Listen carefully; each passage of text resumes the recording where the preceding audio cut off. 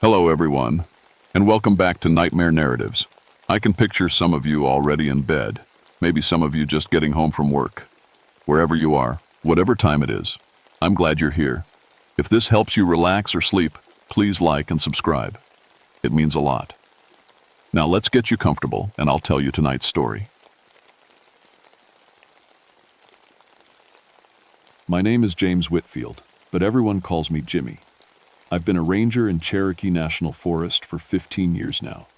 That's longer than my oldest kid has been alive. I've pulled 47 lost hikers out of these mountains, set more broken bones than I can count, and once talked a black bear away from a family's campsite using nothing but a flashlight and a loud voice. I'm telling you this so you understand I'm not the kind of guy who scares easy. I grew up in these Tennessee hills. My daddy worked the coal mines before they shut down. Came home every night black as midnight. I know these mountains. I know what's dangerous and what's just mountain talk. Or at least, I thought I did. It was late October of 1974 when everything I knew turned inside out. The leaves were half fallen, and that special kind of cold had settled in the kind that gets in your bones and won't leave. I was running the Big South Fork area that month, the part of the forest that butts up against the old mining country. I had a scout troop coming in for a weekend camp. 8 boys, ages 11 to 13, plus their leader, Frank Mercer. Frank was a good man, been doing scout trips for 6 years. These weren't city kids lost in the woods for the first time. They knew what they were doing. The campsite they picked was about 18 miles from the nearest town, up an old mining road that washed out every spring and got fixed every summer. Beautiful spot, really. Flat area by a creek, surrounded by steep ridges covered in oak and pine. The only weird thing about it was the ruins. About a quarter mile from their camp, there was an old coal company town. Just foundations now, mostly. Rotted wood and rusted metal poking through the leaves. The mine entrance had been sealed with concrete back in the 30s, after the accident. I didn't think much about it at the time.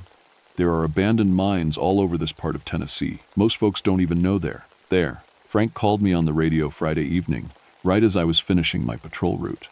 His voice sounded normal, maybe a little excited, the way people get on their first night camping. Ranger Whitfield, just checking in. We're all set up. Boys are cooking hot dogs. Weather looks clear. Copy that, Frank. You need anything, I'm about 40 minutes out. We're good. See you Sunday for pickup. That was the last normal conversation I ever had with Frank Mercer. Saturday morning, I woke up to my wife shaking my shoulder. The phone was ringing. It was still dark out, maybe 5 in the morning. Jimmy, she said, it's the station. My supervisor, Dale, was on the line. His voice had that tight quality that means something's gone real wrong. We got a call from Frank Mercer's wife. He was supposed to check in last night at 8. Never did. She can't raise him on the radio. I felt my stomach drop. Radio silence wasn't like Frank. I'm heading out now, I said. State police are already on their way. This is a missing children situation now. 8 kids, Jimmy. I drove that washed-out mining road faster than I should have, my truck bouncing over ruts and rocks. The sun was just coming up, turning the fog in the valleys pink and gold. It should have been beautiful. Instead, it felt wrong somehow. Too quiet. Even the birds weren't singing. When I got to the campsite, there were already 2 state police cars there. Frank's truck was parked where it should be. The tents were all set up proper. A pot of what looked like oatmeal sat on the camp stove, stone cold. But there wasn't a single person anywhere. Ranger Whitfield? A state trooper walked over, a young guy I didn't recognize. I'm Officer Davis. We've been here 20 minutes. Haven't found anyone yet. Their gear's all here, I said, looking around. Sleeping bags in the tents, backpacks hung on the food line like they should be. Where's Frank? That's the weird part. Davis led me to the edge of camp, where the trees started. We found this. Frank Mercer was sitting against a tree, staring at nothing. His eyes were open, but he wasn't seeing anything. Drool ran down his chin. When Davis waved a hand in front of his face, Frank didn't even blink. Frank? I knelt down in front of him. Frank, it's Jimmy Whitfield. Where are the boys? His mouth moved. At first, I thought he was trying to talk. Then I realized he was singing something, so quiet I could barely hear it. Ring around the rosy, pocket full of posies. Ashes, ashes, we all fall down. Over and over, that children's rhyme, nothing else. I felt something cold crawl up my spine. Get him to a hospital, I said. Now. That's when I noticed the smell. Like coal dust. Heavy and sharp, coating the back of my throat. But there hadn't been an active coal mine in this area for 50 years. By noon, we had 20 people searching. State police, local volunteers, tracking dogs from 2 counties over. I'd been on plenty of search and rescues, and this one should have been simple. 8 kids don't just vanish. They leave tracks, they make noise, they get found. But nothing about this search was simple. The dogs couldn't pick up a trail. They'd start at the campsite, circle around, then sit down and whine. Wouldn't go any further. Old Ben Morrison, who'd been tracking in these mountains for 40 years, said he'd never seen dogs act like that. It's like the scent just stops, he said. Like those kids just stopped existing right here. We spread out in a grid pattern, 20 yards apart, moving through the forest. I took the section heading toward the old mining ruins. The temperature seemed to drop as I got closer, even though the sun was high and bright. That's when I heard it. Singing. Children's voices, high and clear, coming from somewhere ahead. My heart jumped. I keyed my radio. I've got something. Children singing, about 200 yards west of camp, near the old ruins. I started running, crashing through the brush. The singing got louder. I could make out words now, some old song I didn't recognize. Something about going down into the ground, about the darkness and the cold. "Hello," I shouted. "Scout Troop 47, can you hear me?" The singing stopped. I burst into the clearing where the old company town had been. Just foundations and rubble, like always. No children, no movement, nothing. "Hello?" I called again. Silence. Then, from behind me, so close I felt breath on my neck. "We're playing hide and seek. Do you want to play?" I spun around. Nobody there. My radio crackled. "Whitfield, did you find them?" No. I thought I heard. I stopped. How did I explain that I'd heard kids singing in an empty forest? That I'd felt someone standing right behind me when there was no one there? "Negative," I said. "False. Alarm." But my hands were shaking. We searched until dark and found nothing. The state police called in the FBI, because that's what you do when 8 children vanish without a trace. They set up a command post at the campsite, brought in generators and lights. I should have gone home. I'd been up for 16 hours straight, but I couldn't leave. Around midnight, I was standing at the edge of camp, drinking bad coffee from a thermos, when I saw the lights. Little flickering lights, like lanterns, moving through the trees. Heading toward the old mine entrance. "Hey!" I grabbed the nearest FBI agent, a woman named Mills. "You see that?" "See what?" "The lights." "There," I pointed, but they were gone. There were lights, moving through the trees. Agent Mills gave me a look. The kind of look that says she thinks I need sleep more than coffee. "Ranger Whitfield, you've been at this all day. Maybe you should—" "I know what I saw," I said. But when I went to investigate, there was nothing. Just dark trees and dead leaves. I did find something else, though. On a flat rock near the sealed mine entrance, someone had arranged a circle of small stones. Inside the circle were 8 pennies, all lined up in a row. Old pennies, the kind with wheat on the back. The newest one was from 1928. "Mills!" I called. "You need to see this." She came over with a flashlight. We both stared at the pennies. "Could be from the old mining camp," she said. "Kids exploring might have found them. On top of this rock, arranged in a perfect circle." I shook my head. "Someone put these here. Recently." "Ranger, are you saying someone took these kids?" I didn't know what I was saying. I just knew that my skin was crawling, and every instinct I had was screaming that something was very, very wrong. That night, 3 volunteers from the search party vanished. They were doing a grid search at first light Sunday morning. One minute they were there, calling out coordinates on their radios. The next minute, silence. We found their radios on the ground, still on, still transmitting nothing but static. No tracks, no signs of struggle, just gone. And on another rock, we found 11 pennies now, all from before 1930. The FBI closed the whole area. No more volunteers. Just professional law enforcement and me, because I knew the terrain. They brought in thermal cameras and helicopters and every piece of technology they had. None of it helped. On Monday afternoon, I was sitting in the command post tent, staring at a map and trying to make sense of it all, when I heard my daughter's voice. "Daddy?" I jumped up so fast my chair fell over. "Sarah?" Sarah was 7 years old, safe at home with my wife. She wasn't here. She couldn't be here. "Daddy, I'm scared. Come find me." The voice was coming from outside the tent. I ran out into the cold afternoon, my heart hammering. "Sarah, down. Here, Daddy. In the dark place. It's cold." The voice was coming from the sealed mine entrance. I stood there, staring at that wall of old concrete, and heard my daughter calling for help from the other side. That's when I knew. Whatever had taken those kids, it wasn't human, and it knew exactly how to hurt me. Agent Mills wouldn't let me near the mine entrance. She thought I was losing it, and maybe she was right. How do you explain to someone that you heard your daughter, who's safely at home 60 miles away, calling from inside a sealed mine shaft? I called home on the radio. My wife answered on the second ring. "Is Sarah okay?" I asked. "She's fine, Jimmy. She's right here watching TV. What's wrong?" "Let me talk to her." Sarah got on the radio, confused but okay.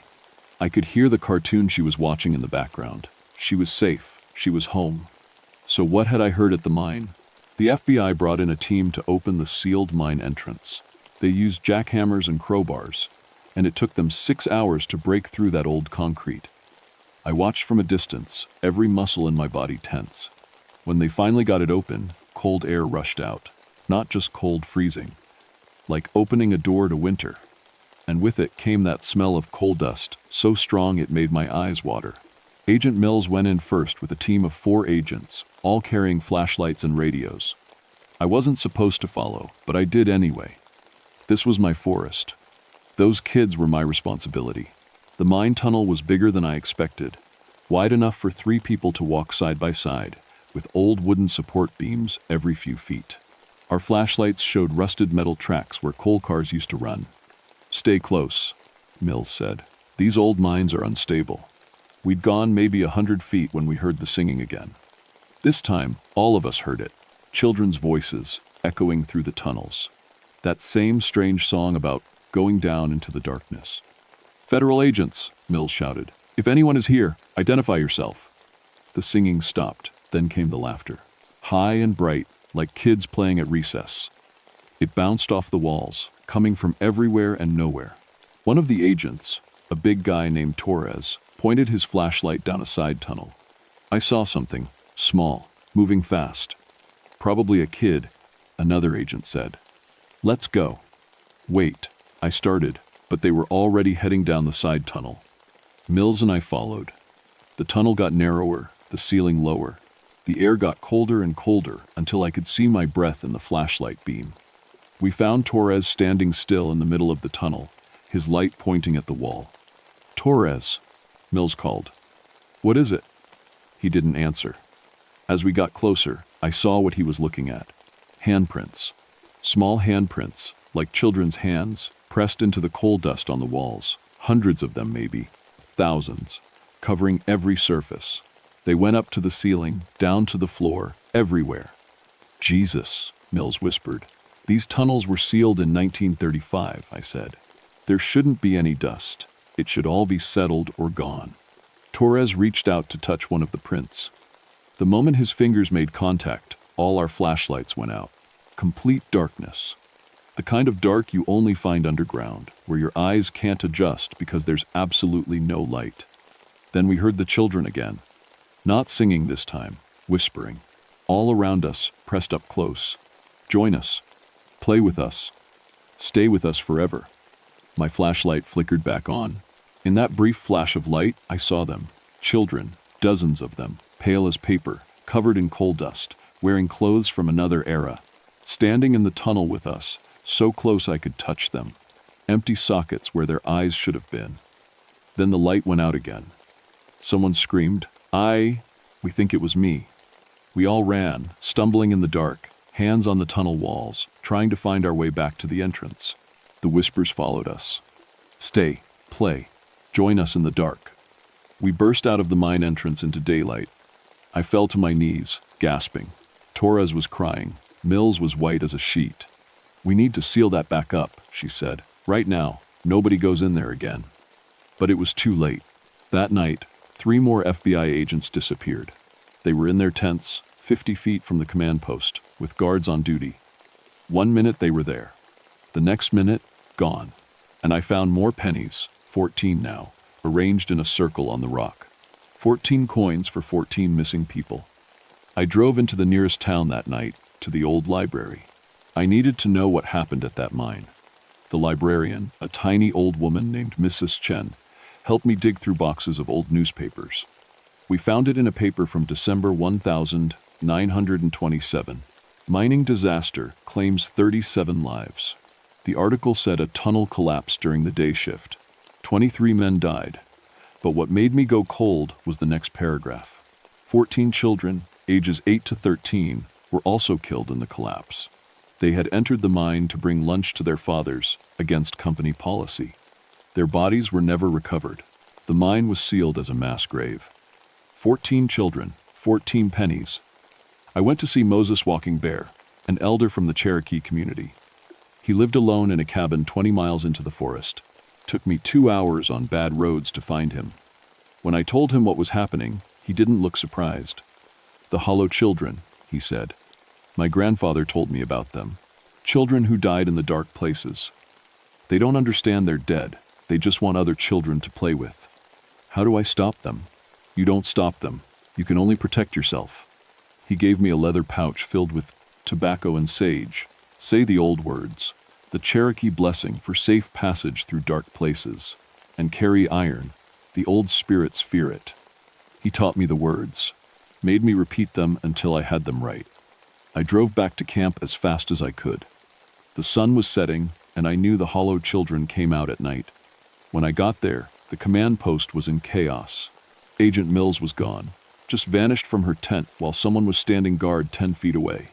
And on the rock by the mine, there were now 21 pennies. We'd lost 21 people. I knew what I had to do. Those scout kids were down there somewhere.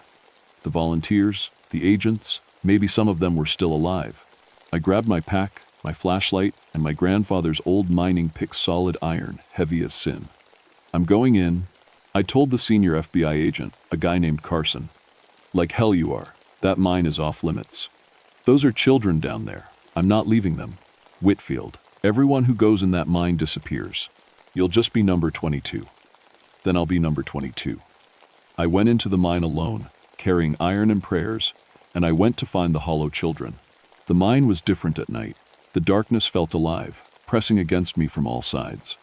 My flashlight beam seemed weaker, like the dark was eating the light. I said the Cherokee words Moses taught me, over and over like a prayer. Protect me in dark places, guide me to the light, turn away the spirits of the lost. The tunnel went deeper than I thought possible. Down and down, following those old metal tracks. The walls were covered in those handprints, thousands of them, like wallpaper made of coal dust and small fingers. Then I heard the singing again, but this time I recognized one of the voices. Tommy Chen, one of the scouts. 12 years old, loved baseball, wanted to be a pilot. Tommy, I shouted. Tommy, it's Ranger Whitfield. Where are you? Down here, his voice echoed back. We're all down here. Come play with us, Mr. Whitfield. It's fun in the dark. That wasn't right. Tommy would never call me Mr. Whitfield. He called me Ranger Jimmy. That's not Tommy, I whispered to myself. That's not Tommy. But I followed the voice anyway, because what else could I do? The tunnel opened into a huge chamber. Must have been where they dug out the coal. My flashlight showed old equipment, rusted carts, broken tools, rotted wooden beams, and children. They stood in a circle in the center of the chamber. The 8 scouts, the 3 volunteers, the FBI agents, all of them holding hands, their faces pale, their eyes empty and dark. There you are, one of them said. It looked like Tommy, but his voice was wrong. Too old, too cold. We've been waiting for you. Tommy, listen to me. You need to wake up. You're not. We've been waiting so long, another child said. This one looked like a girl in an old-fashioned dress covered in coal dust. We've been alone in the dark. It's cold here. It's so cold. More children stepped out of the shadows, dozens of them. The hollow children. Wearing clothes from the 1920 seconds, their faces gray as ash, empty holes where their eyes should be. "We just wanted friends," the girl said. "We just wanted someone to play with, someone to keep us warm." "You're hurting them," I said, pointing at the scouts. "Look at them. They're not okay." For the first time, I really looked at the scout kids. They'd only been missing 5 days, but they looked years older. Their faces were thin, their hair gray at the edges, like something was draining the life out of them. "We're teaching them to play our games," the girl said. "Soon, they'll be like us. Then they won't be cold anymore. Then they won't be lonely." "Let them go," I said, "but we need them. We've been alone so long." The hollow children moved closer, surrounding us. "And now you're here too. Such a kind man. You can stay with us. We can all stay together. Forever and ever and ever." The circle tightened. I could feel their cold radiating off them like winter itself. I gripped my grandfather's pick and started saying the Cherokee blessing. Loud this time, not whispering. The hollow children hissed and pulled back. "That's old magic," the girl said. "That's not fair. Nothing about this is fair." I swung the iron pick in a wide arc. "These children have families. They have homes. You can't keep them." "We have no homes," the girl said, and for a moment she sounded sad. Really sad. "Our homes are gone. Our families are gone. The dark took us, and there's nothing left but cold and coal dust and empty." I realized then they weren't evil. They were just dead children who didn't understand they were dead, lonely and scared and desperate for company in the dark. But that didn't change what they were doing. "I'm sorry," I said. "I'm sorry you died. I'm sorry you were alone. But you can't do this. You have to let them go." "No." The girl's voice turned into a shriek that echoed off the stone walls. "They're ours now. You can't take them." The hollow children rushed at me all at once. I swung the pick, and where the iron touched them, they screamed and scattered like smoke. But there were too many. They grabbed at my clothes, my arms, my face. Their touch was freezing, burning cold that went straight to the bone. "Join us. Stay with us. Be with us forever." I fell to my knees, the cold seeping into my chest. My flashlight died. In the dark, I could feel them all around me, pulling me down into the coal and the dirt. Then I heard a voice. A real voice, human and warm. "Ranger Jimmy." Tommy Chen, the real Tommy, fighting against whatever held him. "Tommy!" I gasped.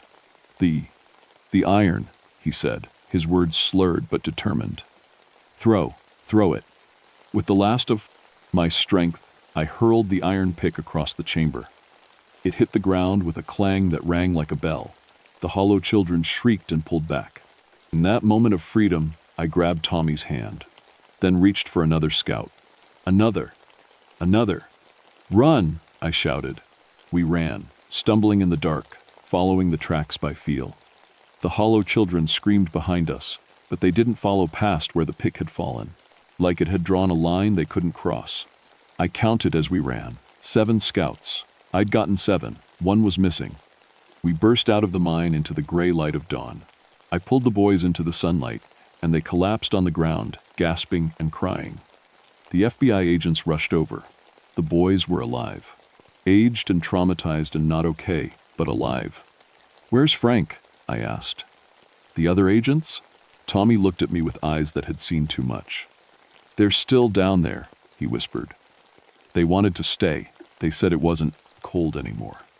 I looked back at the mine entrance. From deep inside, I could hear singing. And now I recognized Agent Mill's voice among the children's voices. "Which scout didn't come out?" I asked, though I already knew. "Billy Watson," Tommy said. He liked it there. He said his dad would never hit him again in the dark. Billy Watson, 11 years old, came to every scout meeting with new bruises. I tried to go back in. It took 3 FBI agents to hold me back. "Whitfield, stop. You got 7 out. That's a miracle." But I'd left a child in the dark. I'd left him with the hollow children. They sealed the mine again that day, poured concrete 3 feet thick, put up fences and warning signs. It didn't matter. The hollow children didn't need the mine to be open. They were already everywhere in those hills, in every old mine shaft, every forgotten tunnel.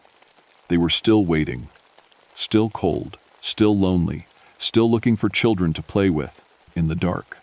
They sent the 7 scouts home after 3 weeks in the hospital. The doctors couldn't explain why boys who'd been missing for 5 days looked like they'd aged 5 years. Gray hair, brittle bones, hearts that beat too slow. Tommy Chen's parents had to homeschool him. He couldn't sleep without all the lights on. He told his mom he could still hear the singing sometimes. Frank Mercer never woke up. He's in a nursing home now, still singing that children's rhyme, over and over, for 18 years. Agent Mills was never found. Neither were the 3 volunteers. Neither was Billy Watson. The FBI closed the case as unresolved. The official report said the children got lost in old mine tunnels and suffered from exposure and trauma. It didn't mention the Hollow children, didn't mention the impossible things we all saw. I transferred to a different forest 3 months later. Told myself it was for a promotion, better pay. But the truth was, I couldn't work with children anymore. Couldn't lead scout groups or summer camps or school field trips. Every time I looked at kids, I saw empty eye sockets and pale faces covered in coal dust. My wife says I wake up some nights saying the Cherokee blessing, the words Moses taught me.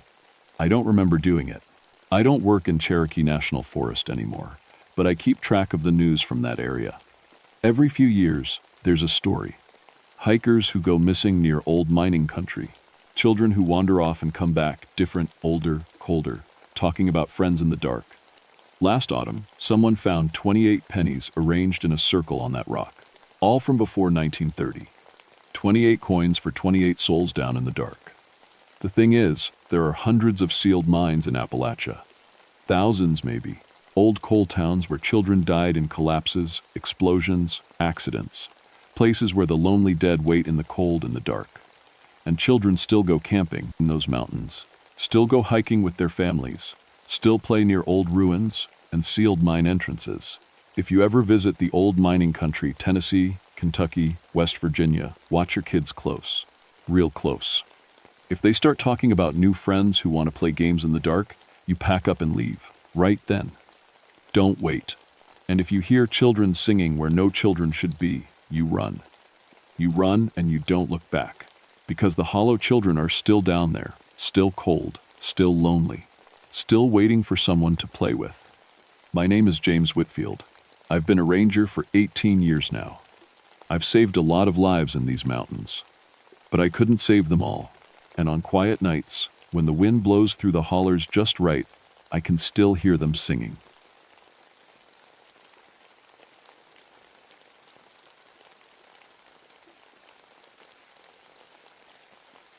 My name is Elizabeth Caldwell, but everyone calls me Liz. I've been a ranger at Jefferson National Forest in Virginia for 11 years now. My specialty is wildlife management, specifically venomous species control. I know that sounds fancy, but what it really means is I'm the person they call when there's a snake problem. I grew up catching copperheads with my bare hands. My daddy thought I was crazy, but I loved snakes, studied them in college, got my PhD in herpetology, and even published some papers about venom resistance. Over the years, I've been bitten 23 times by different venomous species. My body built up immunities. It's rare, but it happens to some people who work with snakes long enough. I never believed in the supernatural.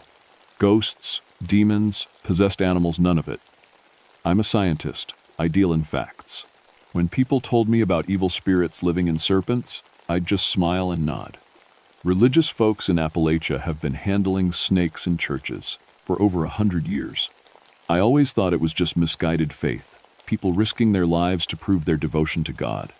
I was wrong. It was late August of 1987, the kind of humid Virginia summer that makes your shirt stick to your back the second you step outside. I was finishing up some paperwork at the ranger station when Sheriff Tom Bradley called. His voice was shaking. "Liz, we need you out at the Church of Signs and Wonders. Right now." The Church of Signs and Wonders was one of those snake-handling churches tucked way back in the woods, about 15 miles from the nearest town. You had to take a private dirt road to get there, and most people didn't even know it existed. The congregation kept to themselves. "What's the problem, Tom?" I asked, already grabbing my keys. "Just get here, please." The drive took 40 minutes on winding mountain roads. Dense laurel thickets pressed in from both sides, and rocky outcrops jutted up like broken teeth. This was perfect snake country, timber rattlers, copperheads, even the occasional cottonmouth near the creeks. When I pulled up to the church compound, there were 5 police cars, 2 ambulances, and a state health department van. Officers stood around in small groups, some of them looking pale. One young deputy was throwing up behind a tree. Sheriff Bradley met me before I even got out of my truck. His face was gray. "Liz, I've been doing this job for 26 years. I've never seen anything like this." "Like what?" He didn't answer, just led me toward the church. The building was small, white clapboard with a crooked steeple. The front door stood open. Even from outside, I could smell it, that thick, musky smell that snakes give off when they're stressed or there's a lot of them in one place. "How many people?" I asked. 40. The entire congregation." He stopped walking and turned to me. "They're all dead, Liz. Every single one. Snake bites." I felt my stomach drop. 40 people at the same time? That's what it looks like. Pastor held a service last night. When nobody showed up for work this morning, people got worried. Deputy Harris came to check on them around noon. We stepped inside. I've seen a lot in my career, but nothing prepared me for this. Bodies were everywhere, slumped in pews, sprawled on the floor, collapsed at the altar. Men, women, even a few teenagers. Their skin had that grayish-blue color that comes from severe envenomation. Some had foam around their mouths, others had bled from their eyes and ears. But what made my hands start shaking was the bite marks. Everyone had multiple bites: arms, legs, necks, faces. Some people had 20 or 30 puncture wounds. "Sweet Jesus," I whispered. Dr. Sarah Chen from the State Health Department was examining one of the bodies. She looked up when we entered, and I saw fear in her eyes. "Ranger Caldwell, thank God. I need your expertise. Here." I walked over, forcing myself to breathe through my mouth. The victim was a woman in her 50s, wearing a floral dress. Her arms were covered in bite marks. "The bite patterns," Dr. Chen said quietly. "They don't match any normal snake behavior I know of." She was right. Snakes don't attack like this. They strike defensively, usually once, then retreat. They don't swarm. They don't coordinate. "Where are the snakes now?" I asked. Sheriff Bradley pointed to a door at the back of the church. "Snake pit's through there. We haven't gone in yet. Waiting for you." The back room was accessed through a heavy wooden door with a handmade sign, "Serpent Sanctuary. Only the faithful may enter." I pulled on my thick leather gloves and grabbed my snake hook from my gear bag. "Stay behind me. If there are aggressive snakes in there, I need room to work." I pushed open the door. The smell hit me first, so strong I almost gagged. The room was dark, except for dim, sunlight filtering through boarded-up windows. As my eyes adjusted, I saw them. Snakes. Everywhere. Glass terrariums lined every wall, stacked 3 and 4 high. But most of the snakes weren't in the terrariums. They were loose, covering the floor like a living carpet. Timber rattlers, copperheads, water moccasins, eastern diamondbacks. Species that shouldn't even be in the same room together, let alone the same habitat. I counted at least 200 snakes, maybe more. "Mother of God," Sheriff Bradley breathed behind me. But something was wrong. The snakes weren't moving normally. They were all oriented in the same direction, their heads pointing toward the center of the room. And they were completely silent. Not one rattle, not one hiss. In the middle of the room was a large wooden box, about the size of a coffin, with air holes drilled in the sides. "What the hell is that?" Dr. Chen asked. I didn't answer. I was watching the snakes. They weren't paying any attention to us at all. Every single one was focused on that box. I took a careful step forward. The snakes didn't react. Another step. Still nothing. It was like they couldn't even see us. "This isn't normal behavior," I said. "Not even close." "What are they doing?" the sheriff asked. "I don't know."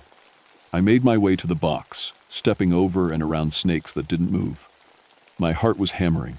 Every instinct I had was screaming that something was very, very wrong. The box had a latch on top.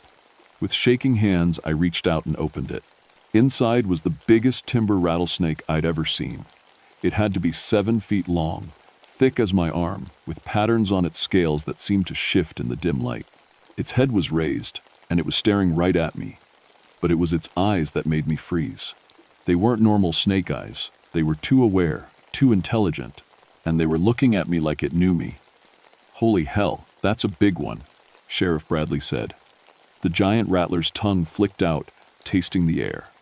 The moment it did, every snake in the room began to move. Not toward us, toward each other.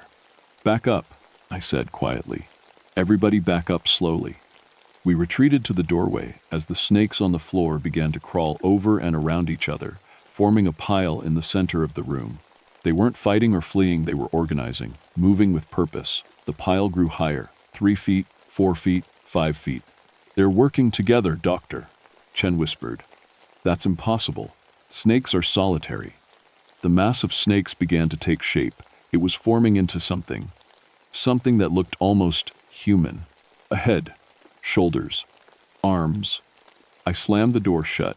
For a long moment, nobody spoke. We just stood there in the church, breathing hard, trying to process what we'd just seen. "Did that just happen?" Sheriff Bradley finally asked. "Did we really see that?" Before anyone could answer, we heard a sound from behind the door. A voice, raspy and wet, like someone talking through a mouthful of water. "Elizabeth." My blood turned to ice. The voice knew my name. Dr. Chen grabbed my arm. "We need to leave, right now." "How does it know my name?" I asked, but I already knew the answer wasn't rational. Nothing about this was rational. We backed away from the door. I could hear slithering sounds on the other side, getting louder. The doorknob began to turn. "Outside!" Sheriff Bradley shouted. We ran for the front door, but before we got there, it slammed shut on its own. The windows began rattling in their frames. And then I heard the sound of hundreds of snakes moving through the walls. "They're in the walls!" a deputy screamed. Snakes began pouring out of ventilation grates, squeezing through cracks in the floorboards, dropping from the ceiling. Within seconds, the church floor was writhing with them. An officer, named Harris, screamed as a copperhead bit his ankle. He went down hard, clutching his leg. 2 more snakes struck him before anyone could react. "Get him out!" I yelled, but more snakes were flooding in, blocking our path to every door. That's when I saw him.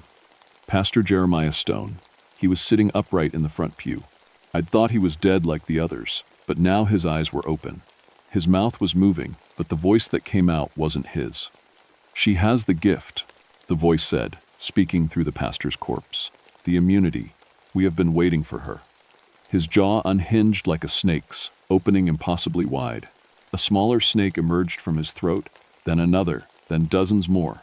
They poured out of his mouth and nose like living vomit, spilling onto the floor and joining the mass of serpents. "Doctor," Chen was screaming. Sheriff Bradley was firing his pistol at the snake pile, but bullets just passed through, hitting the wooden pews behind it. The shots didn't slow the snakes down at all. I grabbed Harris under the arms and dragged him toward a window. "Break the glass!" Deputy Martinez smashed the window with his baton, and we shoved Harris through, then followed. We tumbled out onto the grass, covered in cuts from the broken glass. Behind us, snakes were pouring out of the window like water. "The cars!" someone yelled. We ran. I heard more screaming behind me, but didn't look back. We piled into the nearest patrol car, and Sheriff Bradley floored it, spraying gravel as we tore down the dirt road away from the church. In the rearview mirror, I saw snakes covering the church building like a living blanket, and standing in the doorway, I saw that human-shaped mass of serpents, watching us leave. We made it 3 miles before the car died. The engine just cut out, all the lights on the dashboard going dark at once. Sheriff Bradley tried to restart it, but got nothing, not even a clicking sound. "What the hell?" he muttered, turning the key again and again. I looked back toward the church. The road behind us was empty, but I could see movement in the trees on both sides. Slithering, crawling movement. "They're following us," I said. "That's impossible," Dr. Chen said, but her voice was shaking. "Snakes can't move that fast. They can't coordinate.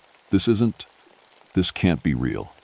Deputy Martinez was in the back seat, working on Harris. The man's ankle had swollen to twice its normal size, turning purple-black. He was unconscious, breathing in short, gasping breaths. "He needs a hospital," Martinez said. "Now." I pulled out my radio. Nothing but static. Tried my cell phone, no signal. We were 15 miles from town, surrounded by dense forest, with no way to call for help and a mass of snakes hunting us. "We walk," Sheriff Bradley said. "Stay in the middle of the road, move fast, and watch for snakes." We got out of the car. Martinez carried Harris in a light fireman's carry. The sun was starting to sink toward the horizon, painting the sky orange and red. In another hour, it would be dark. We'd gone maybe half a mile when Dr. Chen grabbed my arm. "Listen," she whispered. At first I didn't hear anything. Then I did a rustling sound, like wind through dry leaves. But there was no wind. The air was perfectly still and heavy with humidity. The sound was coming from all around us. From the trees, the bushes, the undergrowth, we were surrounded. "Keep moving," I said. "Don't stop." A copperhead slithered across the road in front of us. Then another. Then 5 more. They weren't attacking, just crossing from one side to the other, completely ignoring us. No, not ignoring, hurting. "They're pushing us somewhere," I said. Sheriff Bradley pulled his gun. "Where?" Before I could answer, Deputy Martinez screamed. Harris had woken up and actually bitten him with his teeth, like an animal. Martinez dropped, Kim, and stumbled back, blood running down his arm. Harris hit the ground and immediately began convulsing. His back arched, and his mouth opened wide, wider than should be possible. I heard bones cracking as his jaw dislocated. "No," Dr. Chen whispered. "No, no, no." Small snakes began emerging from Harris's mouth. Baby ones, no bigger than earthworms, but dozens of them. His eyes had turned completely white, rolled back in his head, and more snakes were coming out of his tear ducts. The baby snakes hit the ground and immediately began moving toward us. "Run!" I screamed. We ran. Behind us, I heard Harris's body split open with a wet tearing sound, and hundreds more snakes spilled out. The man had been turned into an incubator. His body used to breed more of these things. We crashed through the underbrush, branches whipping at our faces. I had no idea where we were going, just away, anywhere, away from that nightmare behind us. Sheriff Bradley went down first. 1 second he was running beside me. The next he was on the ground, 3 rattlers coiled around his leg. He screamed and tried to kick them off, but more snakes were coming. "Doctor." Chen and I grabbed his arms and dragged him, but he was a big man, and the snakes were pulling him the other way. I used my snake hook to try to pry them off, but for every one I removed, 2 more took its place. "Leave me," he gasped. "Go." "No, doctor," Chen shouted, but I could see it was hopeless. There were too many, and they were too strong. A huge timber rattler struck Bradley in the neck. His eyes went wide, and he stopped fighting. The venom was fast, way faster than it should be. Within seconds, he was having a seizure. "We can't help him," I said, grabbing Dr. Chen's arm. "We have to go." We left him there. I can still hear his screams in my nightmares. Dr. Chen and I stumbled out of the forest and found ourselves on a ridge overlooking the valley. The church was visible below, and what I saw made my knees weak. The entire building was covered in snakes. They coated every surface, moving in patterns that looked almost like writing, and spreading out from the church in all directions were lines of snakes, hundreds of them, moving through the forest like the tentacles of some enormous creature. "What are they, doctor?" Chen asked. "I don't know," I said, "but I think they want me." She looked at me with fear in her eyes. "Why you?" "The immunity." That's what it said. "I've been bitten so many times I'm immune to most venoms now. My body can handle doses that would kill anyone else." "So what? Why does that matter?" I was starting to understand, and the realization made me sick. It needs a host. A human host. But a normal person would die from all those bites. It needs someone who can survive the venom long enough for whatever it's trying to do. A voice spoke from behind us. The same wet, rasping voice from the church. Clever. We spun around. The snake mass was there. 20 feet away, formed into the shape of a man. It was holding something. Sheriff Bradley's gun. "You cannot escape," it said. "We are legion, we are many, and we are hungry." The thing raised the gun and pointed it at Dr. Chen. "No." I lunged forward as it pulled the trigger. The bullet caught Dr. Chen in the shoulder, spinning her around. She went down hard, blood spreading across her shirt. I threw myself at the snake mass without thinking. My hands plunged into the writhing bodies, and immediately I felt bites, dozens of them, fangs sinking into my arms, my hands, my neck. The venom hit my system like fire. Even with my immunity, this much concentrated poison was overwhelming. My vision started to blur, and my muscles began to spasm. But I kept fighting. I grabbed snakes and threw them, stomped on them, crushed them with my boots. For every one I killed, 3 more took its place, but I didn't stop. The mass screamed an awful sound that came from hundreds of snake mouths at once. It fell apart, losing its human shape, and the snakes scattered into the undergrowth. I collapsed next to Dr. Chen. She was pale, shaking, going into shock from blood loss and the horror of it all. "Liz," she gasped. "You're covered in bites. How are you still moving?" "Immunity," I said through gritted teeth. My whole body felt like it was burning from the inside out, but I was alive. Barely. "Come on, we need to find shelter." I got her to her feet, and we stumbled through the woods. The sun was setting now, and shadows were getting long. We needed to find somewhere safe before dark. We found an old hunting cabin about a mile from the ridge. The door was locked, but I kicked it in. Inside was dusty and full of cobwebs, but it was shelter. I helped Dr. Chen inside and barricaded the door with furniture. "Tell me the truth," she said, slumped against the wall. "Are we going to die? Here?" I didn't answer right away. I was looking at my arms, at the dozens of bite marks oozing blood and clear fluid. My body was fighting the venom, but I could feel it losing. Much more of this, and even my immunity wouldn't save me. "I don't know," I finally said, "but I'm going to try to stop this thing." "How? You don't even know what it is." I pulled out a small notebook from my pocket. I always carried one for field notes. Inside were some papers I'd taken from the church before everything went to hell. Handwritten sermons by Pastor Stone. I read them by the last light coming through the window. Pastor Stone had believed he could summon the Holy Spirit into serpents, making them sacred vessels. He'd been breeding snakes for years, selecting the most venomous ones, creating a bloodline of divinely blessed serpents. He'd performed rituals, said prayers, handled the snakes and services to show his faith. But he hadn't summoned the Holy Spirit. He'd summoned something else. Something that had been waiting for centuries for someone to open the door. "It's a demon," I said. "Or something like it."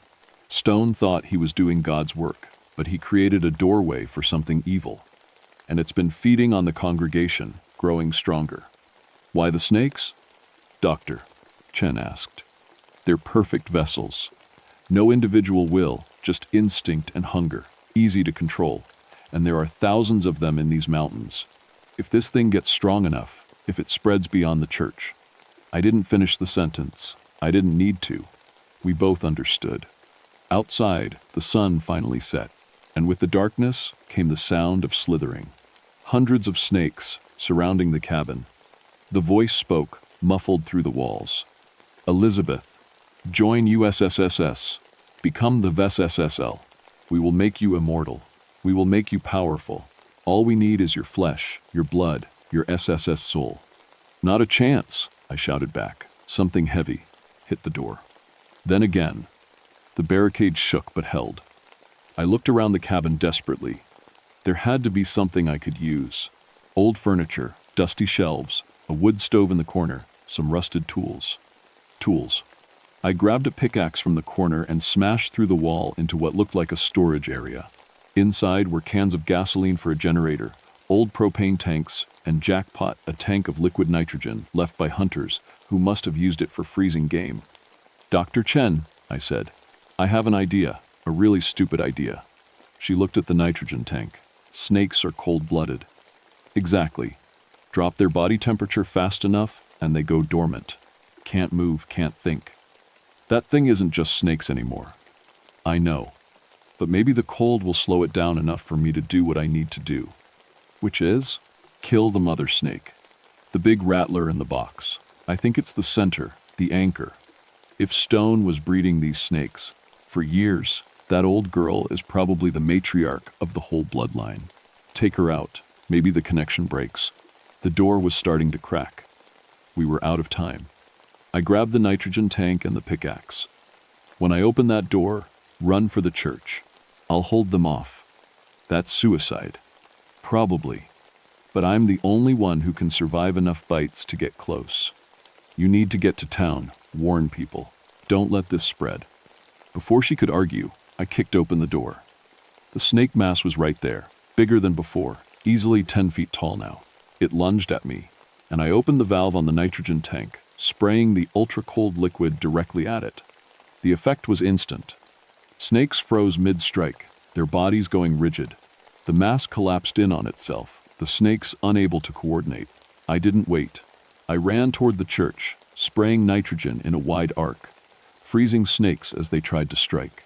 Behind me, I heard Dr. Chen running in the dull, opposite direction. The church was dark when I reached it, but I knew the layout now. I crashed through the door and ran straight for the back room, the serpent sanctuary. The door burst open under my shoulder, and there it was, the wooden box, still sitting in the center of the room. I approached slowly. Most of the snakes were gone, probably out hunting with the main mass, but a few remained, coiled around the box like guards. I froze them with the nitrogen, then reached for the box's latch. The lid flew open on its own. The giant timber rattler rose up, and I saw intelligence in those eyes again. Not snake intelligence, something older, something that had been waiting a very long time. "You cannot kill me," it said, its voice clearer now. "I am eternal. I swung the pickaxe with everything I had. The blade went right through the snake's head, pinning it to the wooden box. It thrashed and coiled, but I kept the pressure on, driving the pickaxe deeper. The snake's body began to glow with a sickly green light. Its mouth opened impossibly wide, and something came out, not another snake, but pure darkness, like smoke made of shadows. The darkness screamed as it dissipated, and all around me, I heard hundreds of snakes screaming too. The sound was like nails on a chalkboard, making my teeth hurt and my vision blur. Then silence. I pulled the pickaxe out. The giant rattler was dead, truly dead. Its body was already starting to decompose, rotting away at an accelerated rate. I stumbled out of the church and collapsed on the grass outside. My body was shutting down from all the venom, the exertion, the terror of the last few hours. In the distance, I could hear sirens. Dr. Chen had made it. I closed my eyes and let the darkness take me. I woke up 3 days later in a hospital bed with tubes in my arms and machines beeping around me. Dr. Paul Hammond, a state wildlife biologist I'd worked with before, was sitting in a chair by the window. "Welcome back," he said quietly. "What happened?" My voice was rough, barely a whisper. "You killed it. Whatever it was, you killed it." When the emergency teams arrived at the church, they found thousands of dead snakes, just dead. All at once. "Dr. Chen? She'll be okay." Bullet went clean through. "She's down the hall, asking about you every hour." I tried to sit up, but immediately felt dizzy. "The bodies? The congregation?" "Removed. The church is being demolished as we speak. Officially, it's being labeled a biohazard site, some kind of toxic mold that caused mass hallucinations and attracted an unusual number of venomous snakes." "That's not what happened." "I know," Hammond said. "But it's what the report will say. People can't handle the truth sometimes." I spent 2 weeks in that hospital. They ran every test imaginable, trying to figure out how I'd survived so many bites. My immunity had saved me, but it had.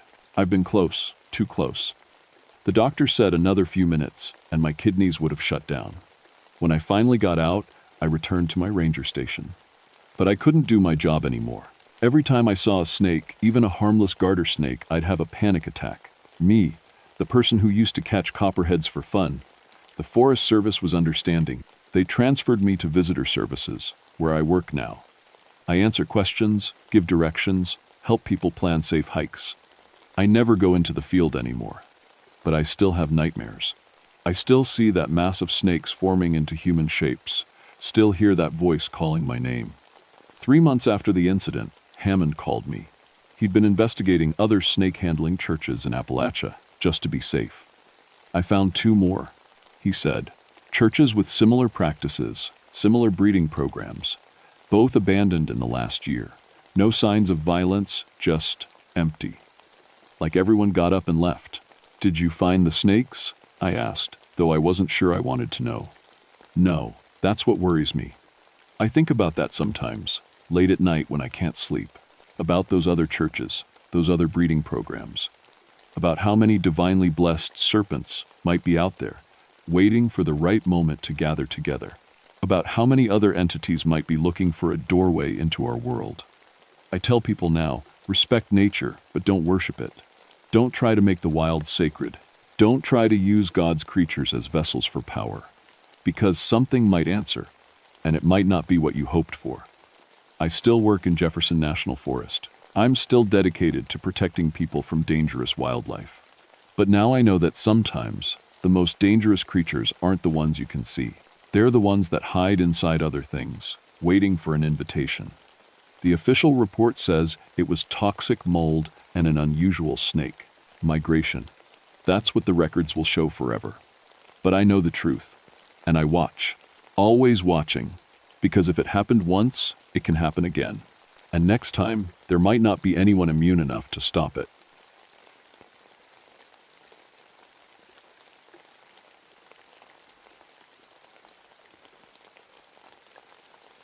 My name is Joe Kilpatrick, and I've been a ranger in the George Washington National Forest for 16 years. I've seen a lot in that time: poachers, drug operations, lost hikers, dead bodies. But I never thought I'd see ghosts. Real ones. The kind that can kill you. I grew up hearing stories about these mountains. My grandfather was Irish, and he loved telling tales about spirits and the old ways. But I never believed any of it. I became a ranger because I loved the outdoors and wanted to protect our history. The Shenandoah Valley is full of old sites, Civil War battlefields, Native American burial grounds, abandoned homesteads from the 1800s. My job was to keep people from destroying these places. I was good at my job. I knew every trail, every old logging road, every hidden valley in my section of the forest. I'd worked cases involving stolen artifacts, vandalism at historic sites, even a few murder investigations. I had a reputation for being thorough, professional, and completely skeptical of anything supernatural. That changed in April 1984. It started with a call from my supervisor. "Joe, we've got a situation. ATF is running an operation near Whiskey Hollow. They want a ranger liaison." Whiskey Hollow. I knew the place. It was a hidden valley about 12 miles from the nearest town, surrounded by steep ridges and accessible only by old logging roads. In the 1922, during Prohibition, it had been home to the McAllister family moonshiners who ran one of the biggest illegal operations in Virginia. "What kind of operation?" I asked. "Modern moonshine ring. Someone's running a pretty sophisticated distillery up there. ATF got a tip, and they're going in tomorrow. They just want you there to make sure they don't damage any historic sites." I agreed. But something felt wrong. The weather had been terrible that spring: constant thunderstorms, heavy flooding, roads washed out everywhere. Getting to Whiskey Hollow would be difficult, maybe impossible. The next morning, I met the ATF team at the ranger station. There were 5 of them, led by Agent Michael Torres, a serious guy in his 30s with dark eyes and a no-nonsense attitude.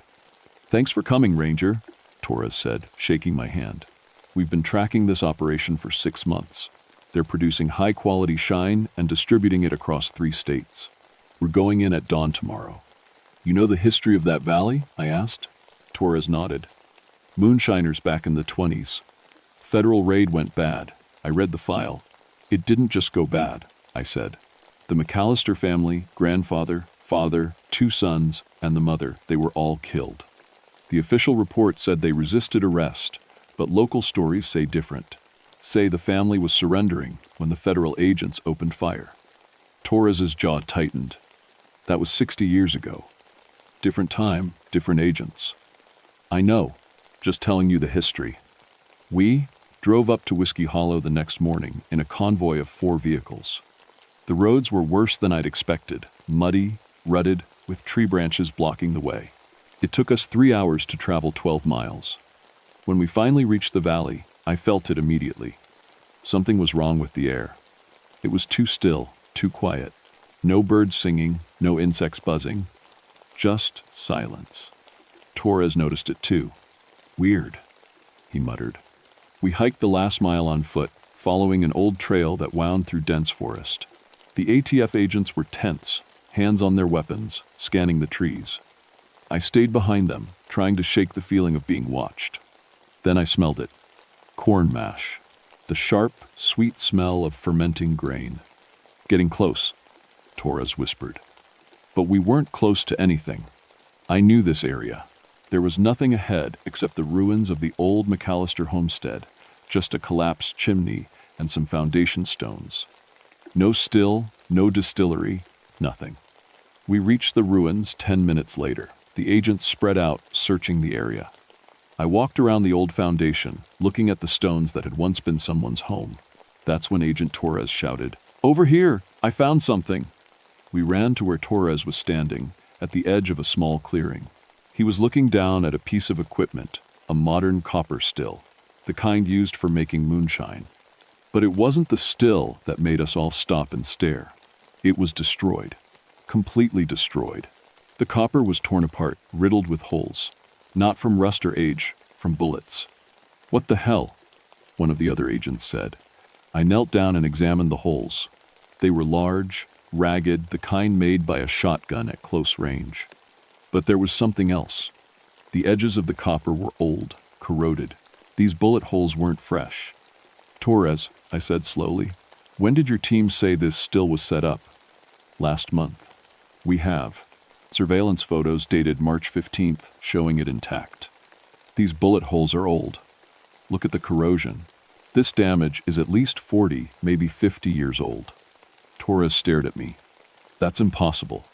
This equipment was manufactured in 1983. I have the serial numbers." We stood there in silence, trying to make sense of it.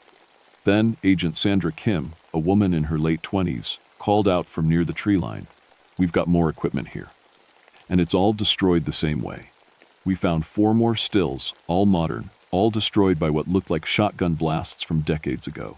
The smell of corn mash was overwhelming now. Even though there was no mash, no active distilling operation. "Someone's trying to scare us off," Torres said, but his voice wasn't confident. "Setting up fake evidence." "With what?" I asked. 60-year-old bullets? That's when the radios died. All of them at once. Just static, then nothing. Torres tried his handheld, then the bullet back up. Dead. He looked at Kim. "Check the satellite phone." She pulled it from her pack, turned it on. Nothing. "Battery's full, but it's not working." "We're leaving," Torres said. "Something's not right here. We'll come back with more people. Better equipment." We started back down the trail. The sun was getting low, casting long shadows through the trees. The silence was even worse now, oppressive, like the forest itself was holding its breath. We were halfway back to the vehicles when we heard the first shot. It was loud, impossibly loud, echoing through the valley. An old sound, not the sharp crack of a modern rifle, but the deeper boom of an antique weapon.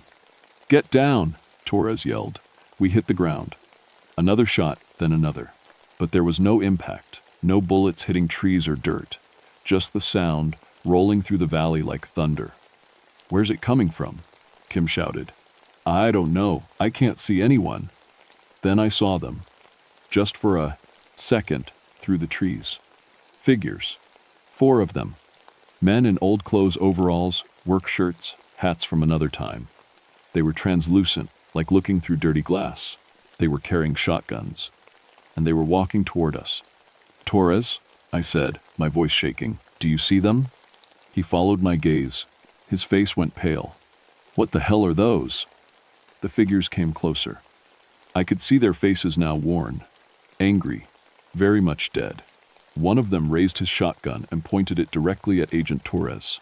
"Run!" I screamed. We ran. Behind us, more shots echoed through the valley. I could hear the agents shouting, cursing, their boots pounding on the trail.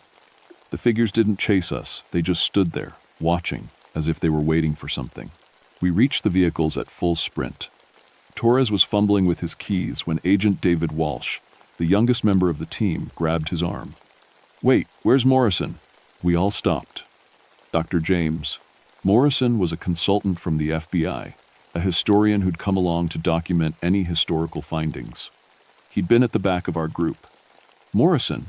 Torres shouted into the forest. "James!" No answer. We have to go back, Kim said. No, Torres said flatly. We get out, call for backup, come back with more people. We can't leave him. We don't even know what we're dealing with. We need. A scream cut through the air. High-pitched, full of terror. Morrison's voice. Then it stopped. We stood there, frozen, listening. The forest was silent again.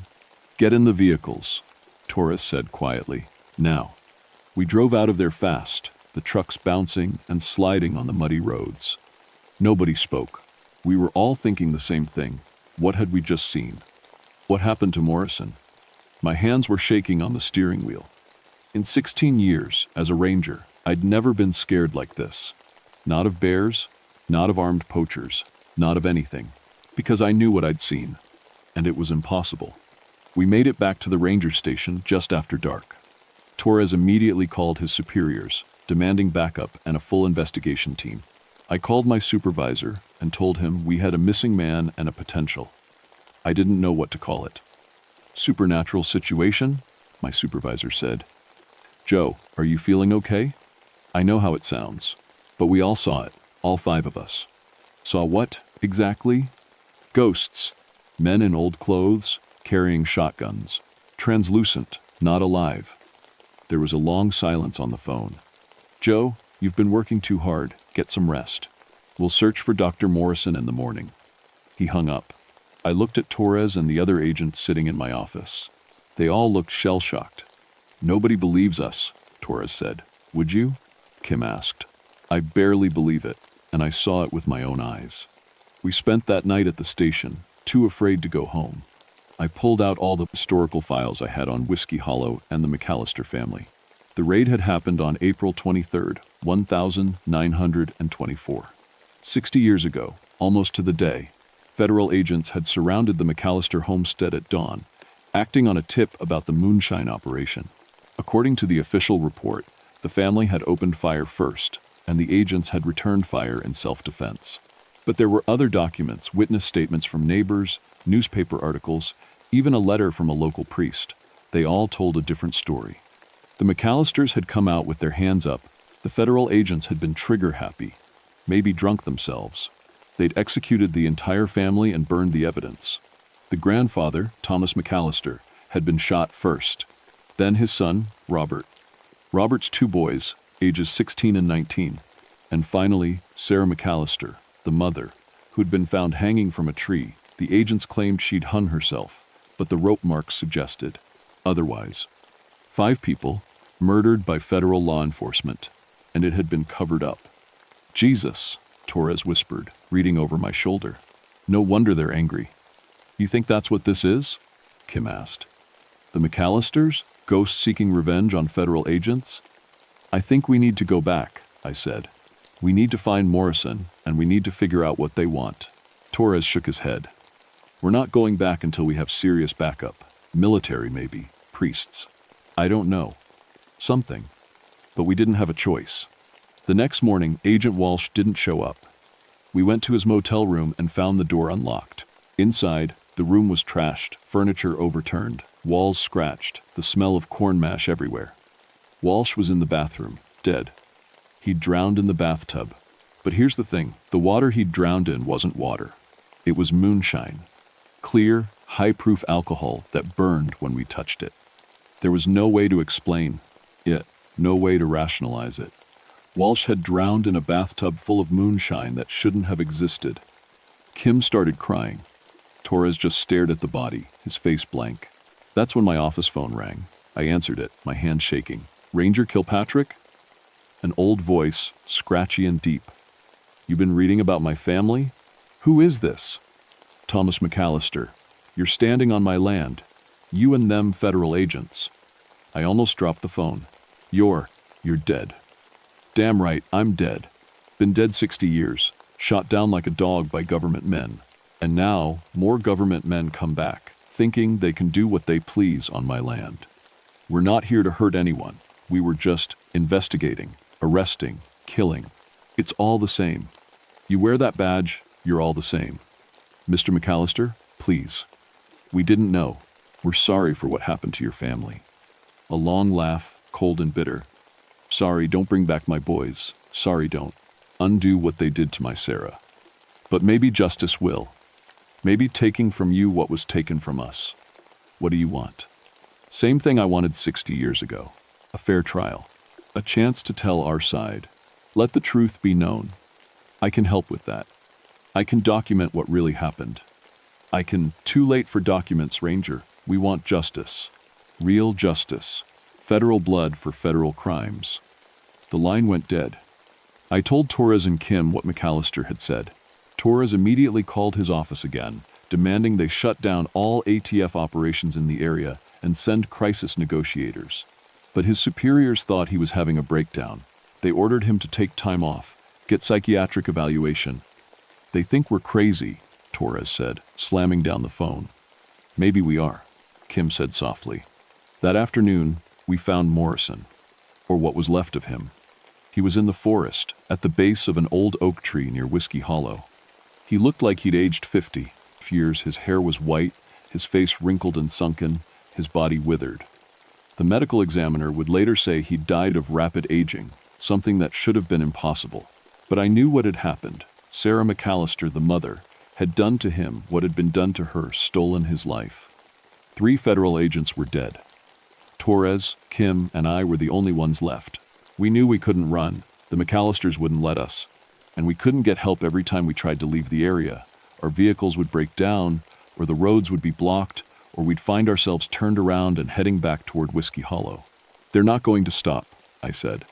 Not until they get what they want. A trial, Torres said bitterly. They want a trial for crimes committed 60 years ago by people who are probably dead themselves. They want acknowledgement, I said. They want someone to admit what was done to them was wrong. Kim looked at me. You're thinking of going back there. I have to. I'm the only one who can speak for the government now. I'm a federal employee, just like the agents who killed them. Joe, they'll kill you. Maybe. But if I don't try, they'll kill all of us. And probably every federal agent who comes into these mountains after us. That night, I hiked back to Whiskey Hollow alone. I carried no weapon, just a flashlight and the historical documents about the McAllister family. The forest was alive with whispers and shadows. I could feel them watching me, the ghosts of 5 murdered people, waiting to see what I would do. I reached the ruins of the homestead just after midnight. The moon was full, casting silver light across the valley. And standing in front of the old foundation stones were the McAllisters. Thomas, the grandfather, tall and stern. Robert, the father, with sad eyes. The 2 boys, teenagers frozen in death. And Sarah, the mother, her neck bruised and bent at an angle. You came, Thomas said. His voice was like wind through dead leaves. I came to make this right, I said, trying to keep my voice steady. I can't bring you back. I can't punish the men who killed you, they're long dead.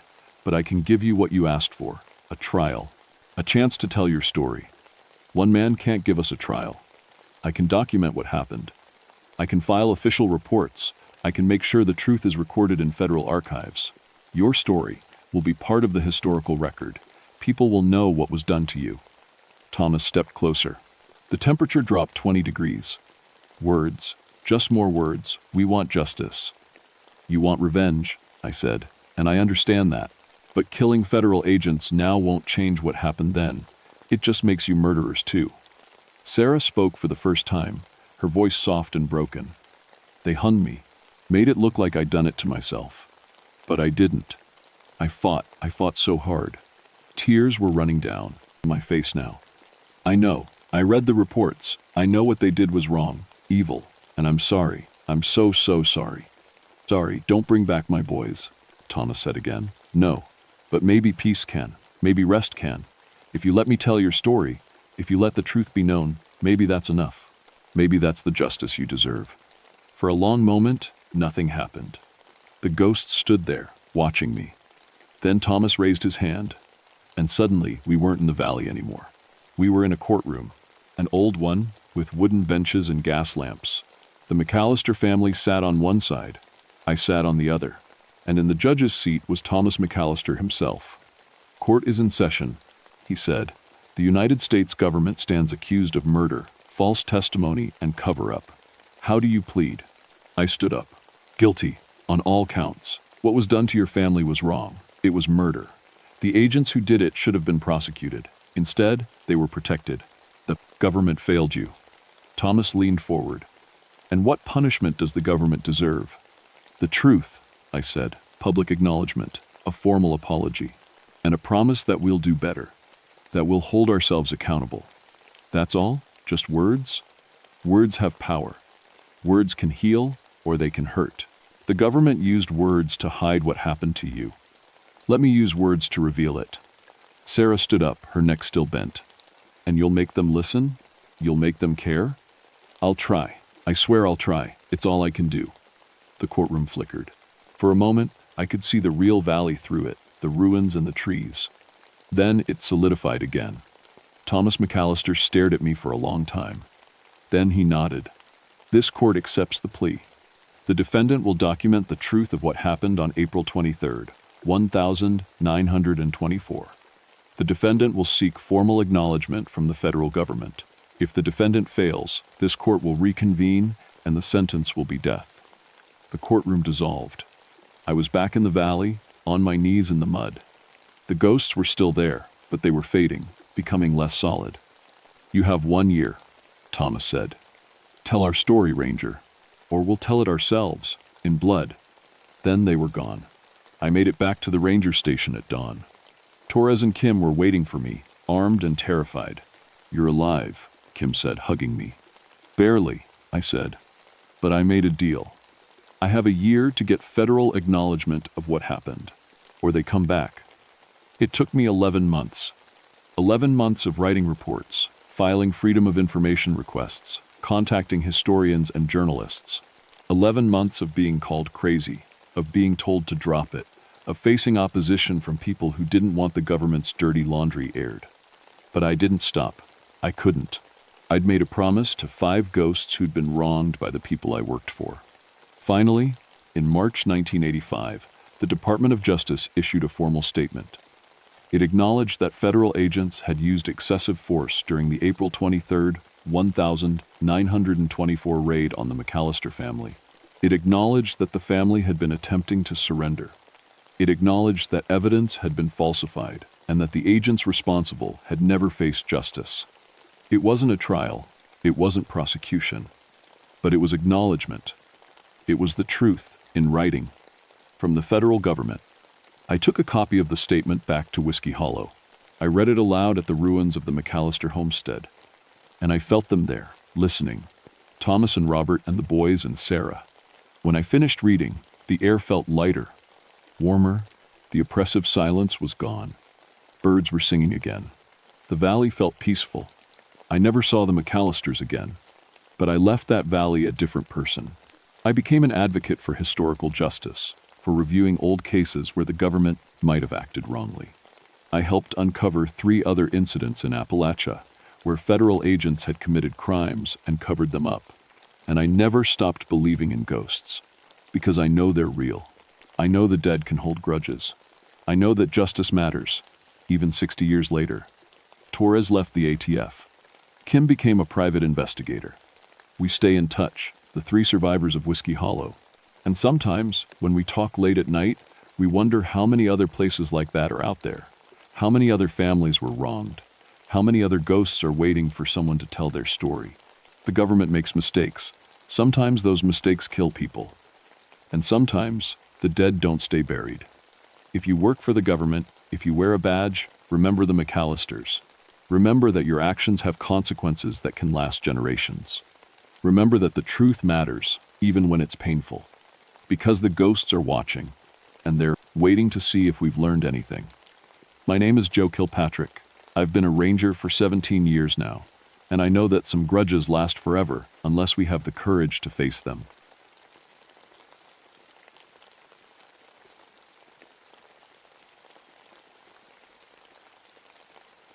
My name is Rebecca Thornton, but everyone calls me Becky. I've been a ranger in the Chattahoochee National Forest for 14 years now, and I need to tell you about something that happened back in October 1993. Something that changed everything I thought I knew about the world. Before I get into it, you should know a bit about me. I'm 35 years old, former military police, and I've spent most of my adult life in these mountains. I can track a deer through rocky terrain in pitch darkness. I'm qualified with 7 different weapon systems. I've handled black bears, aggressive elk, even a few mountain lions over the years. Point is, I'm not someone who scares easily, and I'm definitely not someone who believes in fairy tales. Werewolves? Please, that's just medieval nonsense, right? Stories people made up to explain rabies or wolves that got too comfortable around humans. That's what I always thought, anyway. I work the Brasstown Bald area, which is about as remote as it gets in North Georgia. During the day, you might see a few hikers on the trails, but at night, it's just you. The trees, and whatever animals call these mountains home. The nearest town is 22 miles away, down winding mountain roads that take an hour to drive, even in good weather. I specialize in night operations and predator management. Basically, when there's a problem with wildlife after dark, they call me. It's not glamorous work, mostly tracking nuisance bears or dealing with coyotes that get too close to campgrounds. But I like it. There's something peaceful about the forest at night, when it's just you and the darkness and the sound of wind moving through the trees. October that year was beautiful. The leaves were turning, painting the mountains in shades of red and gold. We had a lot of campers come through, taking advantage of the cool weather before winter set in. Everything was normal, routine. Then the blood moon came. I'm not superstitious, but I had to admit it was eerie. A total lunar eclipse, turning the moon deep red, hanging low over the mountains like a bad omen.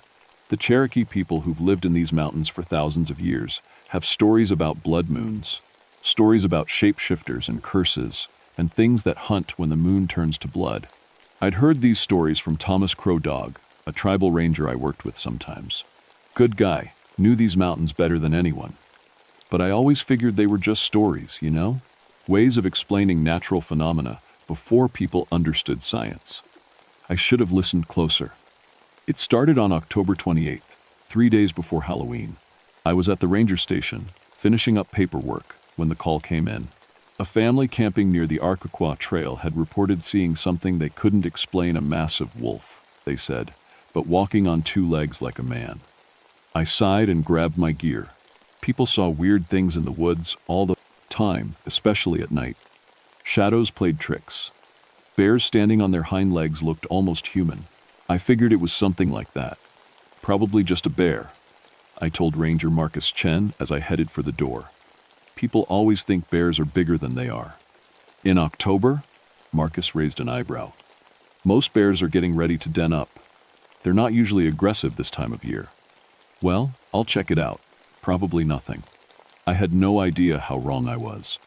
The drive up to the Arkaquah Trail took 40 minutes, winding up narrow mountain roads.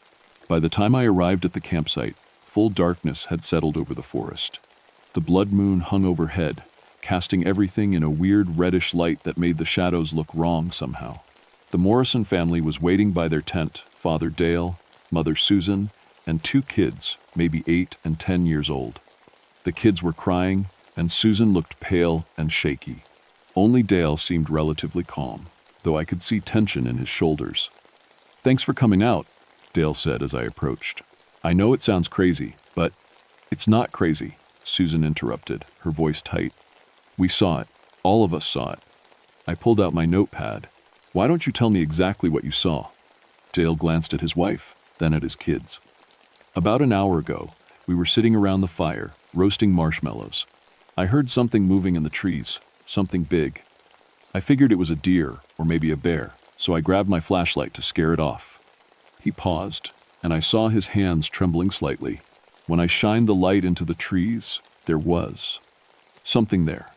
It looked like a wolf, but it was huge, maybe 9 feet tall, and it was standing upright like a person. Its eyes reflected the light, glowing red. Dad turned off the flashlight really fast, the older kid added, her voice small. But we could still see it in the moonlight. It just stood there, watching. "How long did it watch you?" I asked, keeping my tone professional and calm. "Maybe a minute," Susan said. "Then it dropped down on all 4s and ran off into the trees. But Ranger Thornton, I swear to God, when it ran, it looked like it was smiling. Like it knew it had scared us." I took down all the details, asked a few more questions, then told them I'd do a sweep of the area. Privately, I was thinking it had probably been a bear. Black bears could definitely look bigger than they were in the dark, and when they stood up, people sometimes interpreted it as walking on two legs. But as I moved away from the firelight and into the forest, something felt off. The woods were too quiet. No crickets, no rustling of small animals in the underbrush, no owl calls. Just silence, broken only by the sound of my boots on the trail and my own breathing. I'd been in these mountains long enough to know what that meant. When the forest goes silent like that, it's because something is wrong. Something has scared everything else into hiding. I clicked on my flashlight and swept it across the trees, looking for eyeshine. Nothing. I moved slowly, carefully, every sense on alert. The moon cast long shadows through the trees, and the reddish light made everything look strange and unfamiliar, even though I'd walked this area 100 times. That's when I found the tracks. I've tracked a lot of animals in my time. I know what bear tracks look like, what wolf tracks look like, what human footprints look like in soft dirt. What I was looking at didn't match any of those things. The tracks started as human footprints, bare human feet, large, maybe size 13 or 14. But about 20 yards into the tree line, they started to change. The toes elongated, became more claw-like. The heel stretched, the stride lengthened.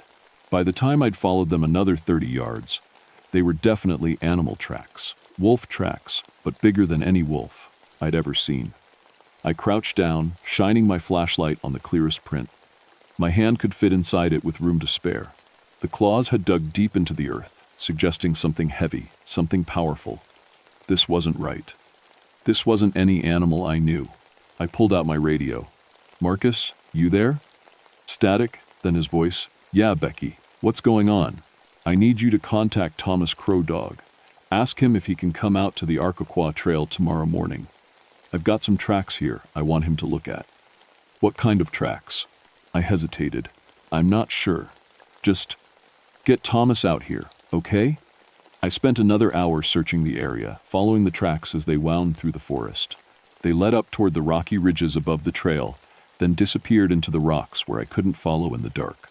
The whole time, I had this crawling feeling on the back of my neck, like I was being watched. I finally headed back to the Morrison campsite. They didn't see anything, I told them, which was technically true. But I'd recommend you pack up and head to a different campground tonight just to be safe. They didn't argue. They had their tent down and their car packed within 20 minutes. I waited until their tail lights disappeared down the mountain road before I got back in my truck. I should have left then. Should have called it a night and come back in the morning with Thomas and proper backup. But something made me stay. Maybe it was professional pride, maybe it was curiosity. Whatever it was, I decided to do one more sweep of the area. I grabbed my night vision goggles from my truck military surplus gear I'd kept from my MP days. The world turned green and grainy as I strapped them on. With night vision, I could see heat signatures, which meant I could spot any large animals long before they spotted me. Or so I thought.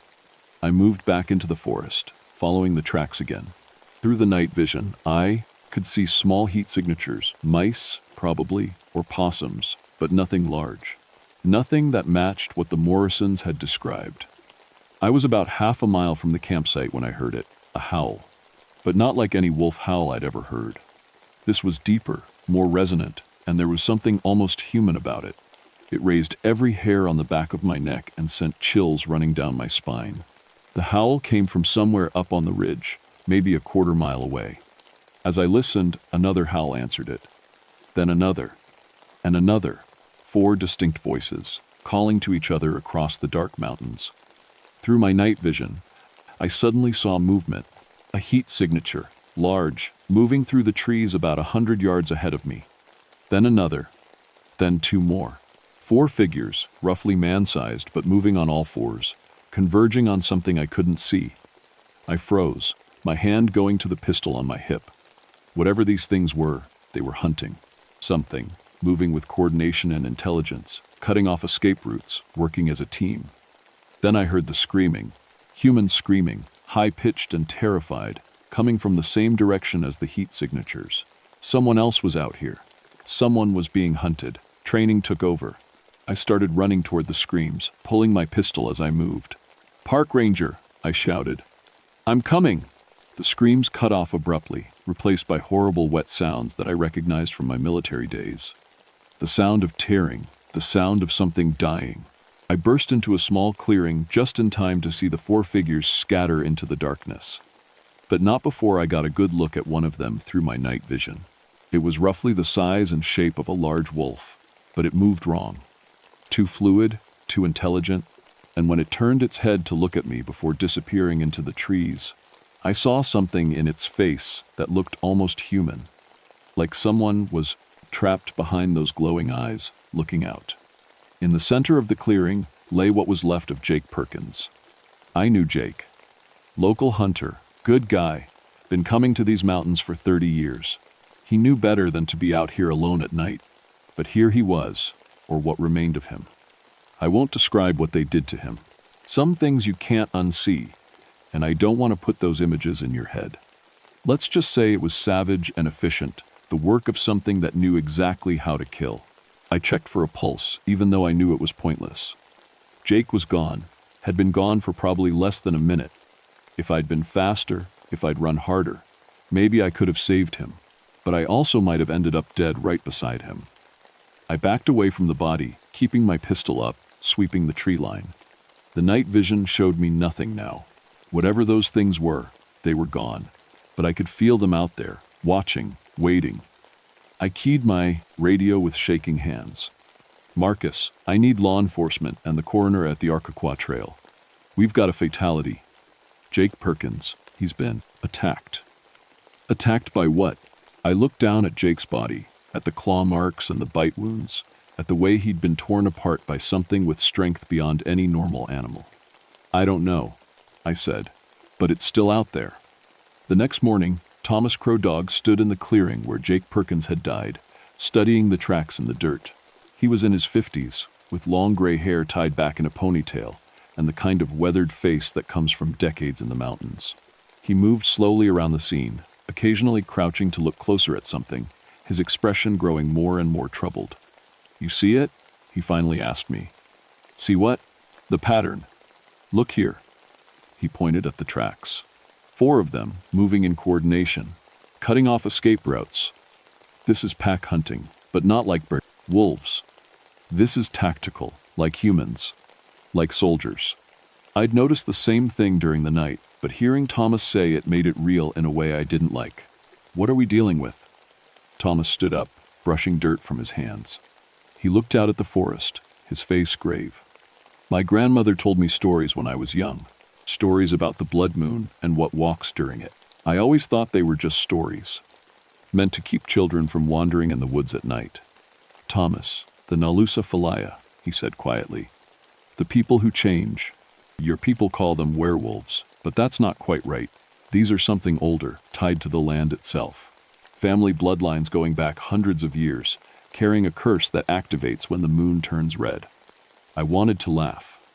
Wanted to tell him he was crazy, but I'd seen those things moving through the forest. I'd seen the intelligence in their eyes. You're telling me werewolves are real. I'm telling you that some things exist, whether we believe in them or not. Thomas pointed at the tracks. These aren't wolf tracks, Becky. And they're not bear tracks. Look at the spacing, the depth. Whatever made these walks on 2 legs most of the time, but can drop to 4 when it needs to move fast. So what do? We close this area, get everyone out, and we hope they're satisfied with what they've already taken. But they weren't satisfied. That afternoon, we found the Morrison family.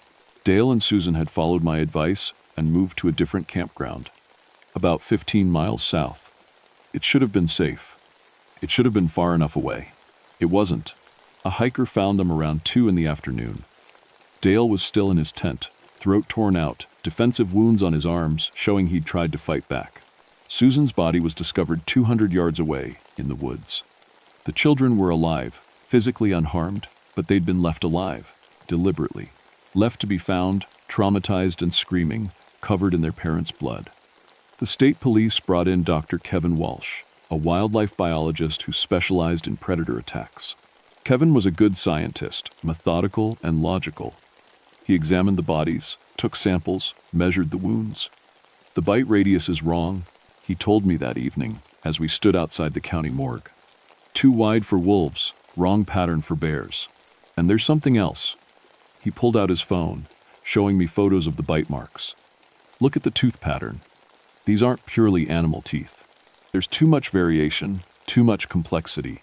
It's like something between human and animal. What does that mean? Kevin shook his head, looking frustrated and confused. I don't know. I've never seen anything like it. I'm sending samples to the state lab, but Becky, whatever attacked those people, it's not in any wildlife database I know. That night, Kevin went back to the percent, site where the Morrisons had died. He wanted to set up trail cameras, try to catch images of whatever was doing this. He took tranquilizer darts rated for large predators, figuring if he could capture whatever it was, we could study it, understand it. They found his body the next morning. The trail cameras were smashed. The tranquilizer gun was bent in half, like something had grabbed it with inhuman strength and twisted it into scrap metal. Kevin himself had been dragged into a cave system about a mile from the campsite. I was part of the recovery team. We went into those caves with spotlights and weapons drawn, calling out Kevin's name, hoping somehow he was still alive. We found him in a deep chamber, far from any natural light. But he wasn't alone.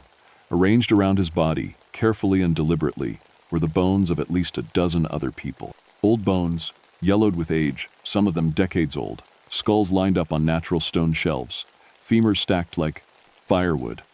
This was a killing ground, a place where something had been hunting for years, maybe generations. And scratched into the stone wall above Kevin's body, as if done with a claw, were words. Family blood runs deep. Thomas arrived as we were bringing Kevin's body out of the cave. He took one look at the photos of the bone chamber and went pale. The Bartley family, he said quietly. I should have guessed. Who? Old mountain family. Been living up in these hills since before the Cherokee were forced out. They keep to themselves, don't come down to town except when they have to. There are stories about them, about things that happen during blood moons. Missing hikers, hunters who never come home. But nobody ever investigated because nobody wanted to believe. Where do they live? Thomas pulled out a map and pointed to an area about 10 miles from where we stood, high up in the mountains where no roads went. Up there, old homestead, been in their family for 200 years. Then that's where we're going. Becky, you can't just... 3 people are dead, Thomas. A 4th was murdered in the most horrible way I've ever seen. If this Bartley family knows something about what's happening, then we need to talk to them. Now. He looked at me for a long moment, then nodded slowly. If we're doing this, we do it my way. We go in daylight only. We bring iron weapons, not guns. Iron, and we bring protection. What kind of protection? The kind my grandmother taught me about. Sacred herbs, blessed water from the springs. Things that have power against the cursed ones. I didn't argue. At this point, I was willing to try anything. We assembled a team. Me, Thomas, 2 state police officers, and Mary Crow Dog Thomas's sister, and a tribal police officer who knew these mountains as well as he did. We waited for dawn, then started the long hike up to the Bartley homestead. The forest was wrong as we climbed. Too quiet again, and there was a smell in the air, something like rotten meat mixed with musk. The trees seemed to lean away from the path we were taking, as if they knew something we didn't. About 2 miles from the homestead, we found the warning signs. Dead animals hung from trees. Rabbits, squirrels, even a deer, all arranged in patterns that looked almost ritualistic. And scattered around them were human belongings, backpacks, hiking boots, a child's stuffed animal trophies taken from victims over the years. Mary Crow Dog stopped, staring at one of the backpacks. I know this, she said quietly. This belonged to Sarah Mitchell. She disappeared 5 years ago, just before a blood moon. How many? I asked. How many people have they killed? Thomas was studying the ground, his face grim. Dozens, probably, maybe more. They've been doing this for generations, Becky. Feeding on anyone who comes into their territory during the blood moon cycles. We pushed forward, weapons ready, every sense on high alert. The Bartley homestead appeared through the trees like something out of a nightmare, a cluster of old log buildings, rotting and falling apart, surrounded by bones, animal bones, mostly. But here and there I could see human skulls mounted on stakes, marking the boundary of their territory. Anyone home? I called out, my voice echoing across the clearing. For a moment, nothing. Then a door creaked open on the largest building, and a man stepped out. He was huge, maybe 6'5", broad-shouldered and thick with muscle. His hair was long and wild, and his eyes had a yellowish tint that wasn't quite human. He looked at us without fear, without surprise, as if he'd been expecting us. "You shouldn't have come here," he said. His voice was rough, like he wasn't used to speaking. "This is Bartley land. We don't bother townfolk. You don't bother us." "3 people are dead," I said, keeping my gun trained on him. 4, counting. The wildlife biologist. "You want to explain that?" The man I would learn later, his name was Thomas Bartley. No relation to Thomas Crow. Dog smiled, and his teeth looked too sharp. "Too many. Blood moon makes us hungry. Makes us change. We try to control it, but the hunger is strong." "You're saying you killed those people?" "I'm saying my family did. The curse takes us during the blood moon, makes us into hunters. We can't stop it. Been this way for 200 years, since my great-great-grandfather killed a Cherokee medicine woman and she cursed his bloodline with her dying breath." "Then you're all under arrest," one of the state police officers said, stepping forward. Thomas Bartley laughed, and it sounded like gravel grinding together. "You can't arrest us, officer. You can't even hold us. When the moon rises tonight, we'll change again, and this time, we'll come for you. For all of you." That's when Mary Crow Dog stepped forward, holding something in her hands, a bundle of herbs and what looked like a small leather pouch. She started chanting in Cherokee, words I didn't understand, her voice strong and clear. Thomas Bartley's smile disappeared. "Stop that," he growled. "You have no right." "I have every right," Mary said, still chanting. "You've killed my people, murdered innocents, violated every law of nature and spirit. I call on the old powers to end your curse, to break the chains that bind your family to darkness." Bartley roared and started toward her. And that's when things went to hell. More people came out of the buildings, 8, 9, 10 of them, all with that same yellowish tint to their eyes, all moving with that too fluid grace I'd seen in the creatures the night Jake Perkins died. "The family," Thomas Crow Dog whispered. "The whole cursed family." They were changing as they came toward us. Not fully, not yet. The sun was still up, but enough that I could see their faces elongating, their hands becoming more claw-like, their bodies growing larger and more bestial. "Run!" I shouted. We ran. We didn't make it far before they caught up. The Bartley family moved through the forest like they were part of it, leaping over fallen logs, weaving between trees, closing the distance no matter how fast we ran. I could hear them behind us, snarling and howling, their voices becoming less human with every passing second. The sun was setting. The blood moon would rise soon. Mary Crow Dog fell first. She'd been bringing up the rear, still chanting her protection ritual, trying to hold them back with ancient words and sacred herbs. I heard her scream, heard the horrible sounds that followed, and I knew she was gone. "Keep moving," Thomas Crow Dog shouted, tears streaming down his face but his legs still pumping. "If we stop, we all die." The 2 state police officers tried to make a stand, creating a choke point between 2 large boulders, firing their guns at the prize remark, pursuing pack.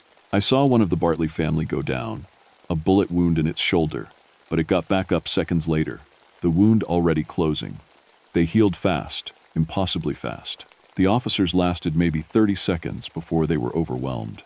Their screams followed us as we fled deeper into the forest, Thomas and I the only ones left. We ran until my lungs burned and my legs felt like rubber, until I couldn't hear the sounds of pursuit anymore. Finally, we collapsed behind a fallen tree, gasping for breath, trying to stay quiet.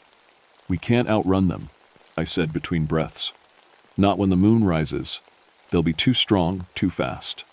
"I know," Thomas said. He reached into his pack and pulled out several items. A leather pouch filled with herbs.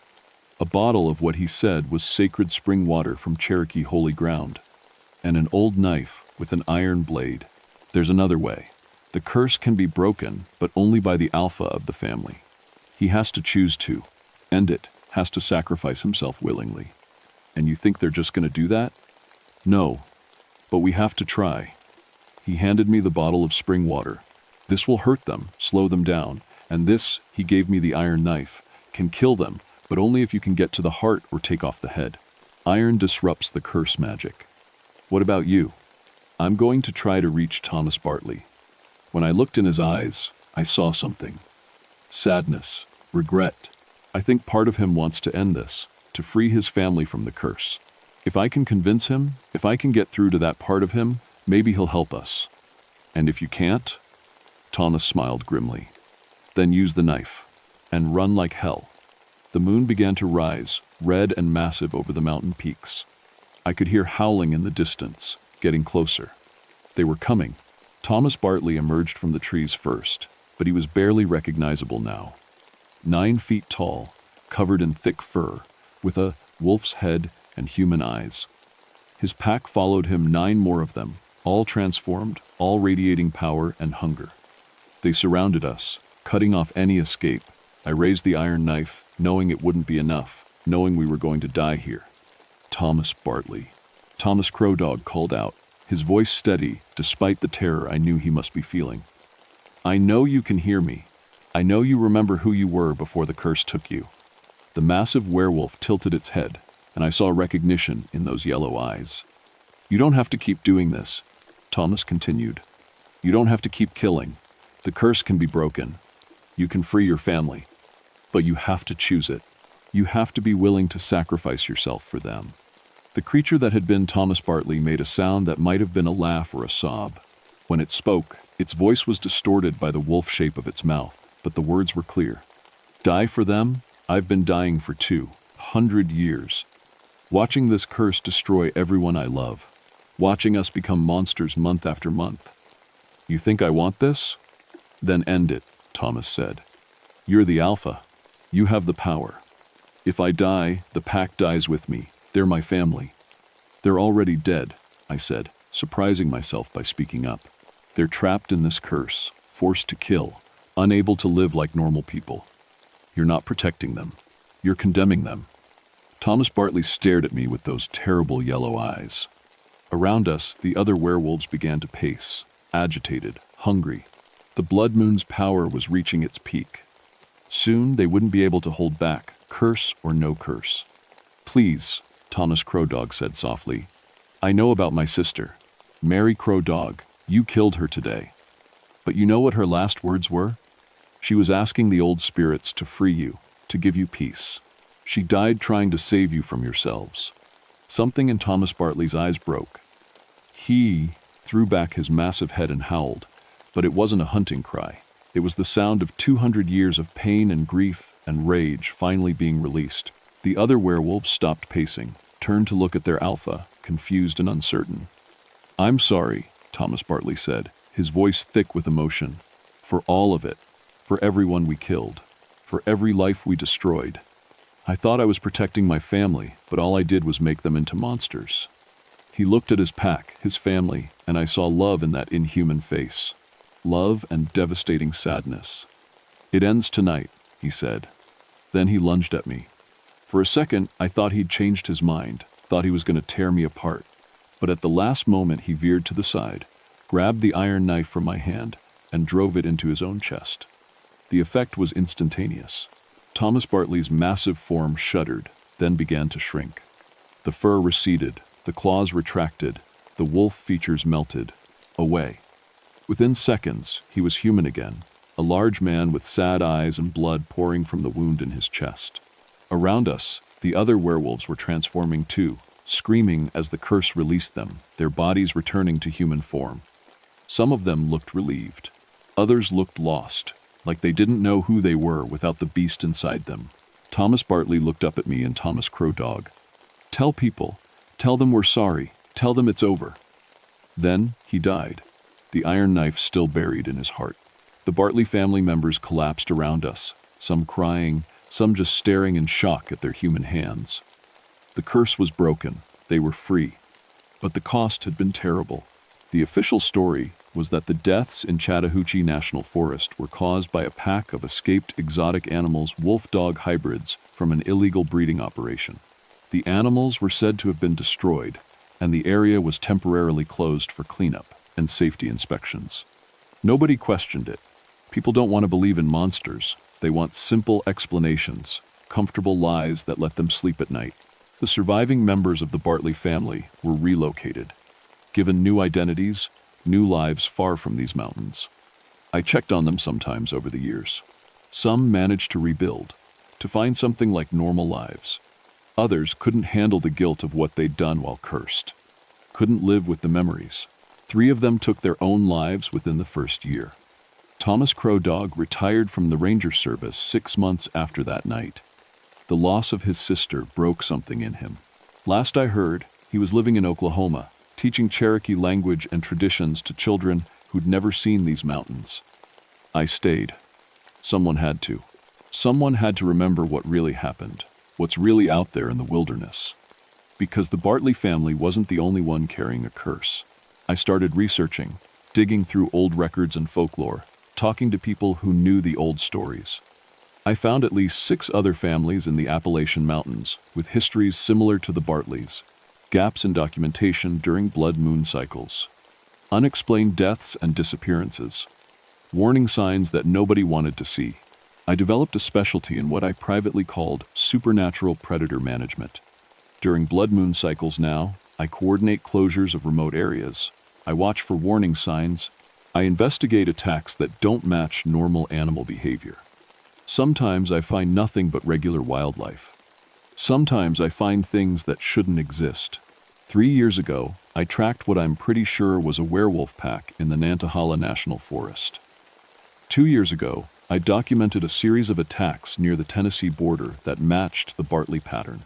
Each time, I did what I could to protect people, to contain the situation, to prevent it from becoming public knowledge.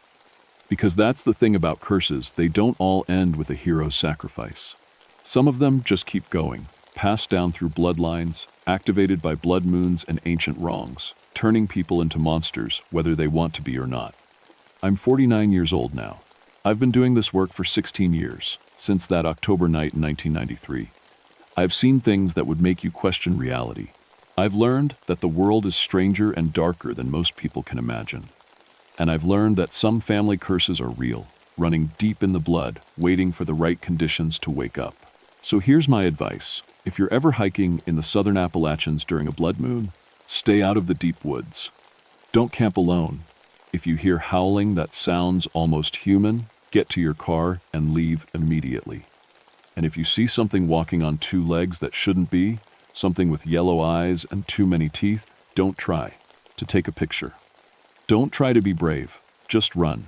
Because in these mountains, the old curses still have power. The monsters are still real. And they're still hungry.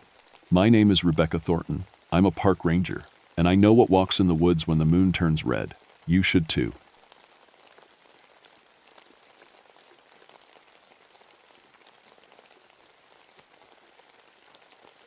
My name is Thomas McBride, but everyone just calls me Tom. I've been a forest ranger for 19 years now, working the Spruce Knob area of Monongahela National Forest in West Virginia. Most days, my job is pretty straightforward, checking trail conditions, preventing forest fires, making sure hikers don't do anything stupid. But before I became a ranger, I spent 12 years working underground in the coal mines. My daddy did the same for 30 years before a methane explosion took him when I was 17. I left mining the day after his funeral. Couldn't stand the dark anymore. Couldn't handle the weight of all that rock pressing down. Being a ranger let me stay outside, stay in the light, stay useful. I thought I'd left the underground behind for good. I was wrong. This happened in January of 1976, during one of the worst winters West Virginia had seen in decades. Snow came down so heavy it bent pine trees double and closed most of the mountain roads. The old Blackwood mine, about 30 miles from the nearest town, had been abandoned for 15 years. An underground coal seam fire had started back in 1961, some idiot cigarette, probably, and the whole operation shut down. The town nearby evacuated when toxic gases started venting through basement floors. By the time I got involved, that fire had been burning underground for a decade and a half. The ground above the old tunnels smoked like a chimney on cold mornings. Snow would melt in weird patterns, showing where the heat rose up from below. Geologists said the fire might burn for another 100 years, maybe more. Coal seams can smolder for centuries once they get going. I'd driven past the area plenty of times on patrol. Never gave it much thought. A mine fire is just chemistry, carbon burning in the presence of oxygen. Nothing supernatural about it. Nothing that could hurt you if you stayed away from the gas vents and unstable ground. That's what I thought anyway. The trouble started on a Tuesday morning. I was in the ranger station, filling out paperwork and drinking bad coffee, when the phone rang. It was Sheriff Martinez from the county seat. "Tom, we got a problem," he said. His voice sounded tight. "You know anything about that geological survey team that was studying the Blackwood fire?" "Can't say I do." "When did they go out there?" 3 days ago. 4 scientists from the state university studying underground fire behavior. They were supposed to check in every 12 hours. We haven't heard from them in 36. My stomach dropped. 36 hours in winter conditions near a toxic mine fire. That wasn't good. "Road conditions?" I asked. "Avalanche came down 2 nights ago, blocked the access road completely. We're getting equipment in to clear it, but that's another day at least. I need you to ski in, see if you can find them." I didn't like it. The area around Blackwood Mine wasn't safe, even in good conditions. Sinkholes could open up without warning when underground tunnels collapsed. Toxic gases, carbon monoxide, sulfur dioxide, methane could accumulate in low spots. The heat from below made the ground unstable, but 4 people were missing. Maybe injured, maybe trapped, maybe just stranded with a broken radio. I had mine rescue certification from my coal mining days. If anyone was going to help them, it was me. "I'll head out within the hour," I said. The ski-in took 3 hours through heavy snow. The forest was dead quiet, the way it gets in deep winter. No birds singing, no wind in the trees. Just the whisper of my skis cutting through powder and my own breathing. The temperature was maybe 15 degrees, cold enough that my breath froze on my beard. I smelled the mine before I saw it. Even in the freezing air, the stink of sulfur was strong, like rotten eggs mixed with coal dust. As I got closer, I started seeing the smoke, thin white plumes rising from cracks in the pana, snow-covered ground. The snow had melted in large patches, exposing bare earth that steamed in the cold. The survey team's camp was set up in a clearing about 200 yards from the old mine entrance. 2 tents, an equipment trailer, a truck. Everything looked intact at first glance. No signs of struggle, no damage from weather or animals. But something felt wrong. I've spent enough time in the wilderness to trust my gut, and my gut was screaming at me. The silence was too complete. Even with snow-dampening sound, I should have heard something. Birds, wind, the creak of tree branches. Instead, there was nothing but that thin whistle of venting gas somewhere in the distance. "Hello?" I called out. "Forest Service. Anyone here?" No response. I approached the first tent slowly, pulling off my ski gloves. My hand went to the knife on my belt, not because I expected trouble, but because it felt right. The tent flap was tied shut from the outside. I loosened the knot and pulled it open. Empty. 2 sleeping bags, personal belongings, camp stove, everything neat and organized. Nobody home. The second tent was the same.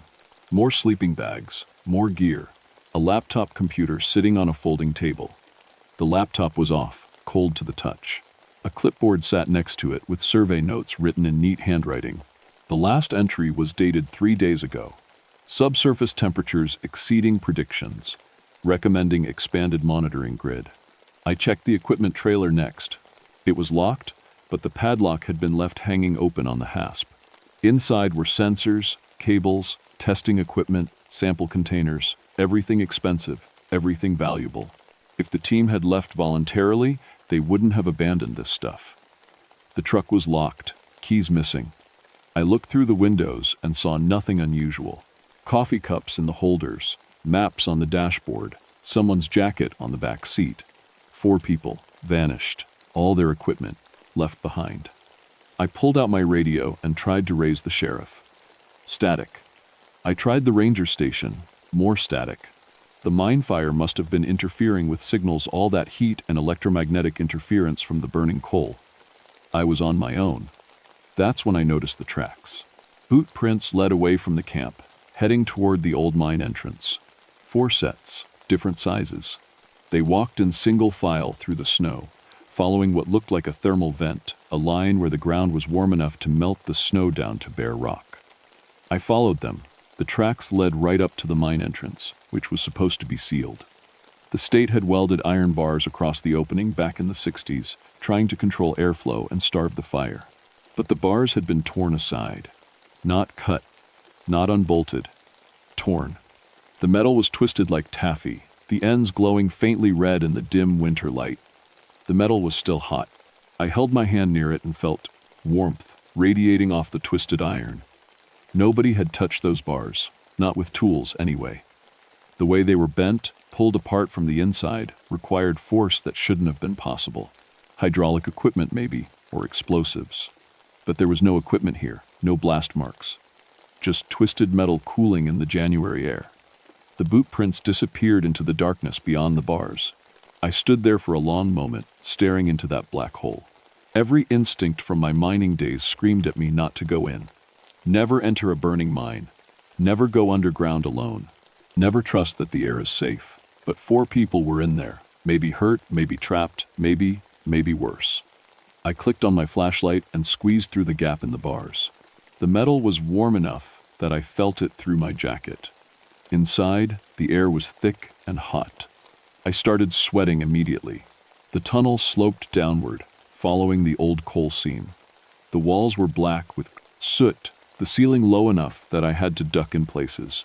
My light bounced off support timbers that were charred and crumbling. The ground beneath my boots was warm, not hot enough to burn through the soles, but warm enough to be deeply wrong. I was walking on top of a fire that had been burning for 15 years. Somewhere below me, probably not that far below, coal was smoldering at temperatures high enough to melt rock. The boot prints continued down the tunnel. I followed them, watching my step, testing the air with each breath. Carbon monoxide is odorless, but I'd know if I started breathing it. Headache, dizziness, nausea. So far, I felt okay. Hot, nervous, but okay. The tunnel branched. The tracks went left, so I went left. 50 yards further. Another branch. The tracks went right. I was getting deeper into the mine system, further from daylight and fresh air. The heat was building.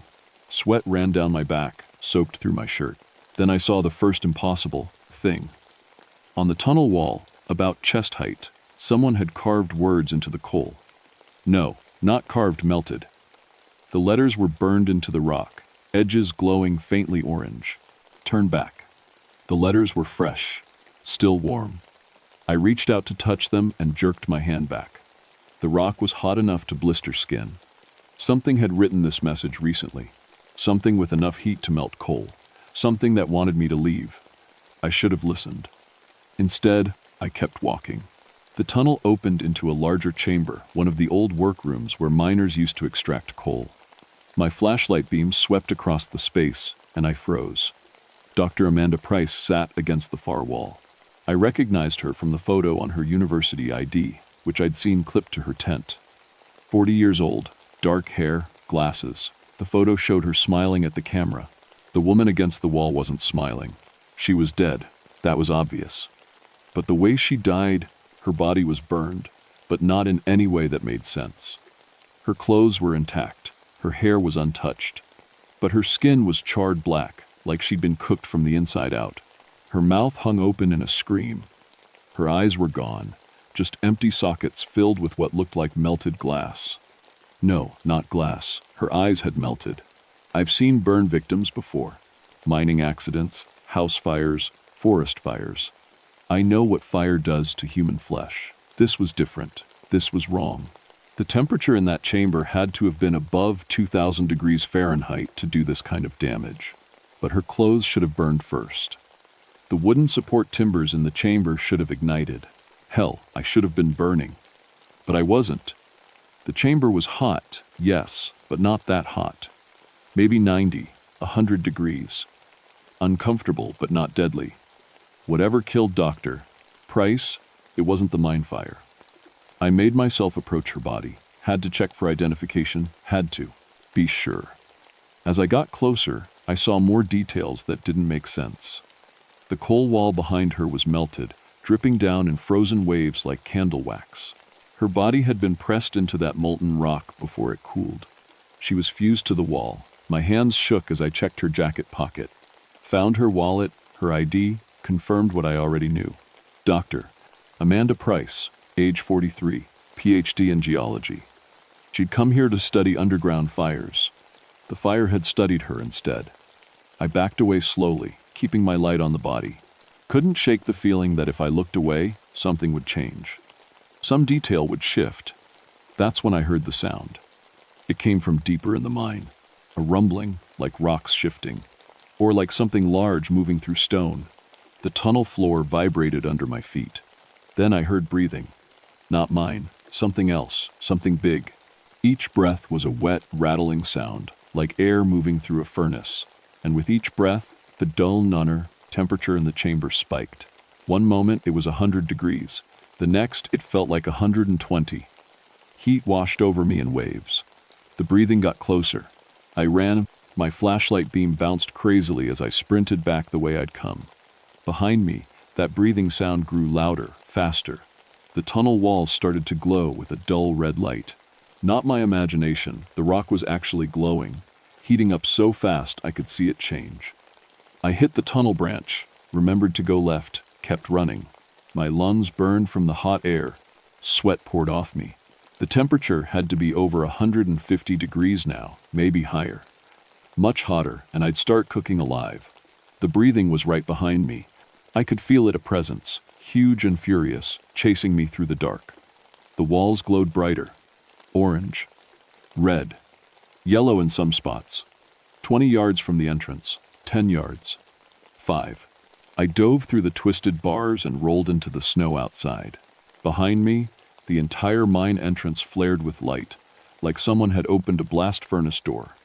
Heat blasted out, so intense it melted the snow for 50 feet in every direction. Then, darkness. Silence.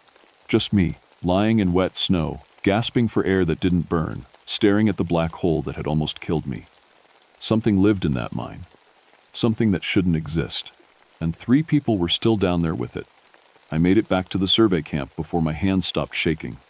The rational part of my brain tried to explain what I'd seen. Methane pocket, thermal expansion, hallucination from carbon monoxide poisoning. But I knew better. I'd spent 12 years underground. I knew what mine gases did to people. I knew what fire looked like, what heat felt like. What I'd encountered in that mine was something else entirely. Dr. Price's body haunted me, burned from the inside, while her clothes stayed intact. Eyes melted while her hair remained, untouched. The precision of it was wrong. Fire doesn't work that way. Fire consumes everything or nothing. It doesn't pick and choose. I tried the radio again, still nothing but static. The sky was getting dark, maybe 3 hours until sunset. In winter, this far north, that meant about 15 hours of darkness. 15 hours alone in the dark with whatever was in that mine. I needed help. I needed equipment. I needed someone to tell me I wasn't losing my mind. But the access road was blocked. Even if I started skiing out now, I wouldn't reach the ranger station until tomorrow afternoon. And by then, the other 3 might be dead. If they weren't already. I sat in one of the tents, trying to think. The laptop was there, still cold. I opened it, hoping for battery power. The screen flickered on 20% charge remaining. Dr. Price's login screen showed a photo of her with 2 kids, both smiling. Her daughters, probably. Who didn't have a mother anymore. I shouldn't have, but I looked through her files. Needed to understand what they'd found, what they'd been studying. Maybe it would explain something. Her research notes were technical, full of geological terms I barely understood. But one folder caught my attention. Anomalous readings. I opened it. The first document was a temperature map of the area around the mine. Normal mine fires burn at around 1,500 degrees Fahrenheit. Hot, but predictable. The readings Dr. Price had recorded went up to 3,200 degrees in some spots. That was steel melting temperature. That was volcano temperature. But it got worse. The readings weren't constant. They spiked. The sensors had recorded sudden temperature jumps from 1,500 to 3,200 inches less than 30 seconds, then back down to normal. Happening at random times, random locations throughout the mine system. Dr. Price had written a note, impossible thermal signatures. No geological process explains this variability. Recommend immediate investigation of alternative heat sources. Alternative heat sources. She'd known something was wrong. The next file was a chemical analysis of the air venting from the mine. Carbon monoxide, check. Methane, check. Sulfur compounds, check. But there was something else, an element the analysis couldn't identify.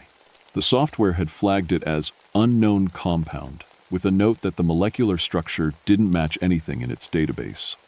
The last file was just a video. Timestamp showed it was recorded 3 days ago, the night before the team disappeared.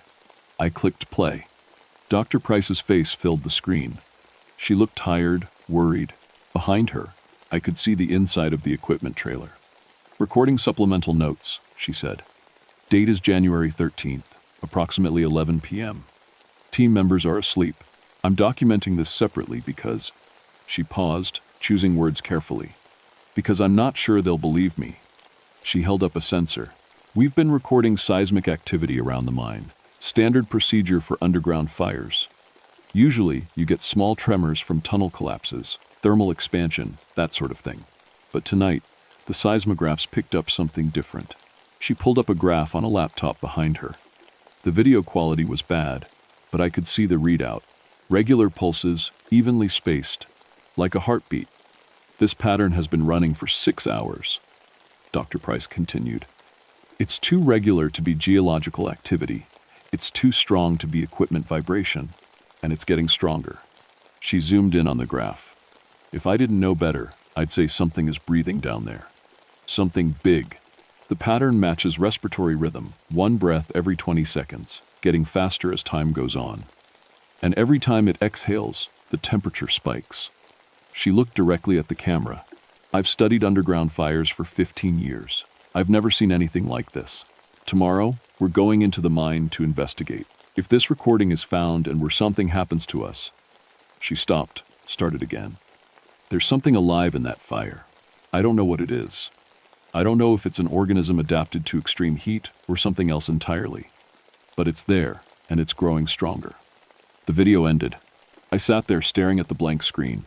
Dr. Price had known. She'd known there was something in the mine, and she'd gone in anyway. Scientific curiosity, professional duty. Maybe she thought she could study it, understand it. She'd been wrong. A sound outside made me look up.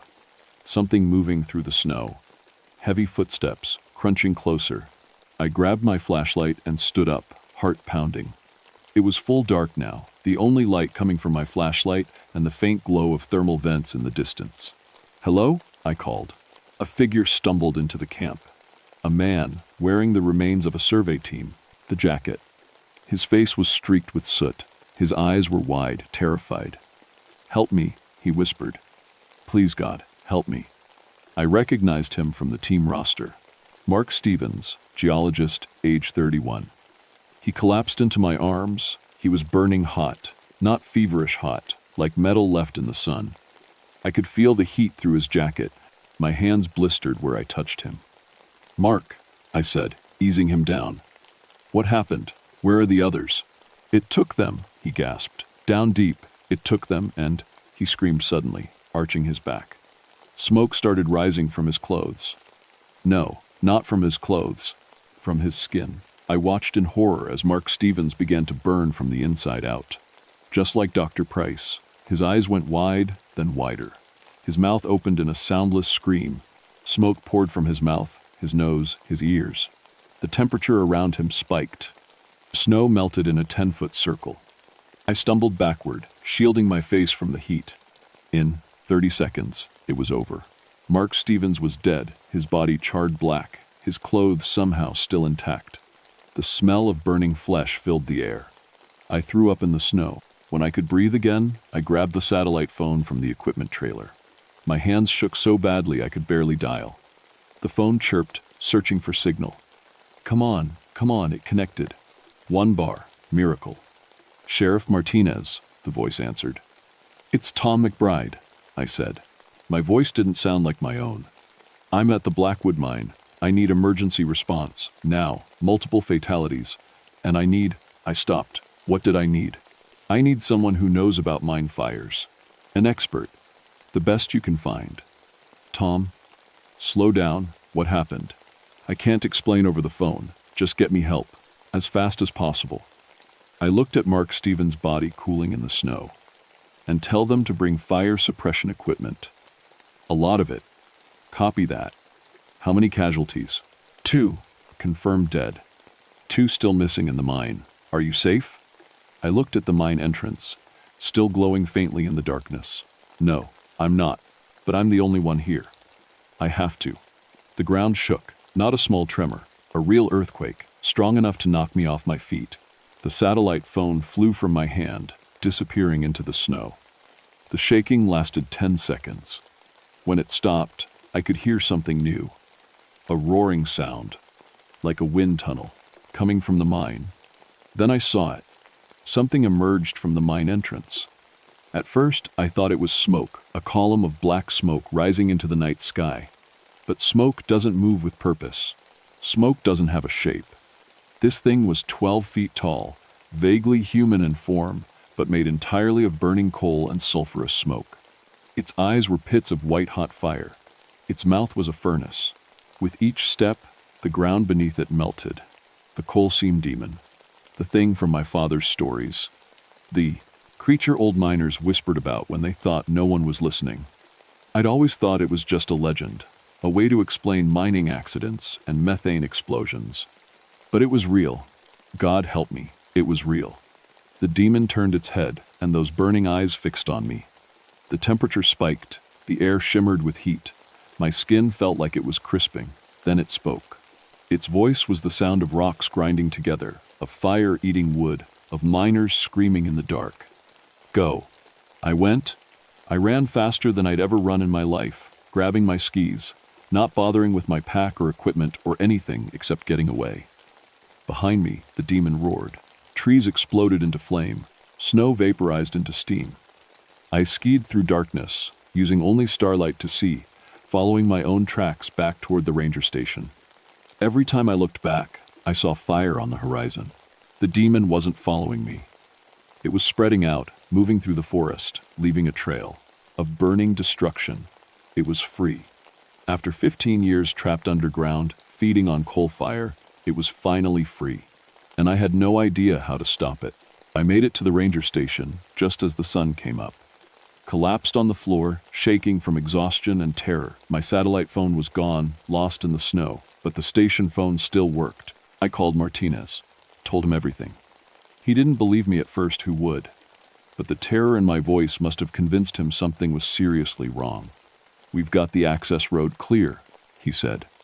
Fire crews are on their way. ETA 2 hours. Can you hold until then? I looked out the window toward Blackwood Mine. Smoke rose in a thick column, visible even from 30 miles away. The demon was still there, still burning. I don't know, I said honestly. Tom, listen. I found someone who might be able to help. Janet Brooks, mine safety engineer. She's worked on underground fires all over the country. She's coming with the fire crews. Janet Brooks. I knew that name. She'd written half the safety manuals I'd studied for my rescue certification. If anyone knew how to fight an underground fire, it was her. Tell her to bring everything she's got, I said. This isn't a normal fire. She knows. I told her your story. She wants to talk to you when she arrives. The next 2 hours were the longest of my life. I used the time to prepare. Gathered every fire suppression tool in the station. Extinguishers, fire blankets, breathing apparatus. Not enough to fight a demon made of living fire, but better than nothing. I also did research. If the old miners had stories about the coal seam demon, maybe they had stories about how to fight it. The ranger station had a small library of local history books.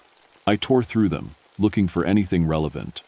Found it in a book about Appalachian mining folklore. A chapter titled The Fire That Walks. According to the legends, the coal seam demon was an ancient spirit that lived deep in the earth, feeding on heat and gas and pressure.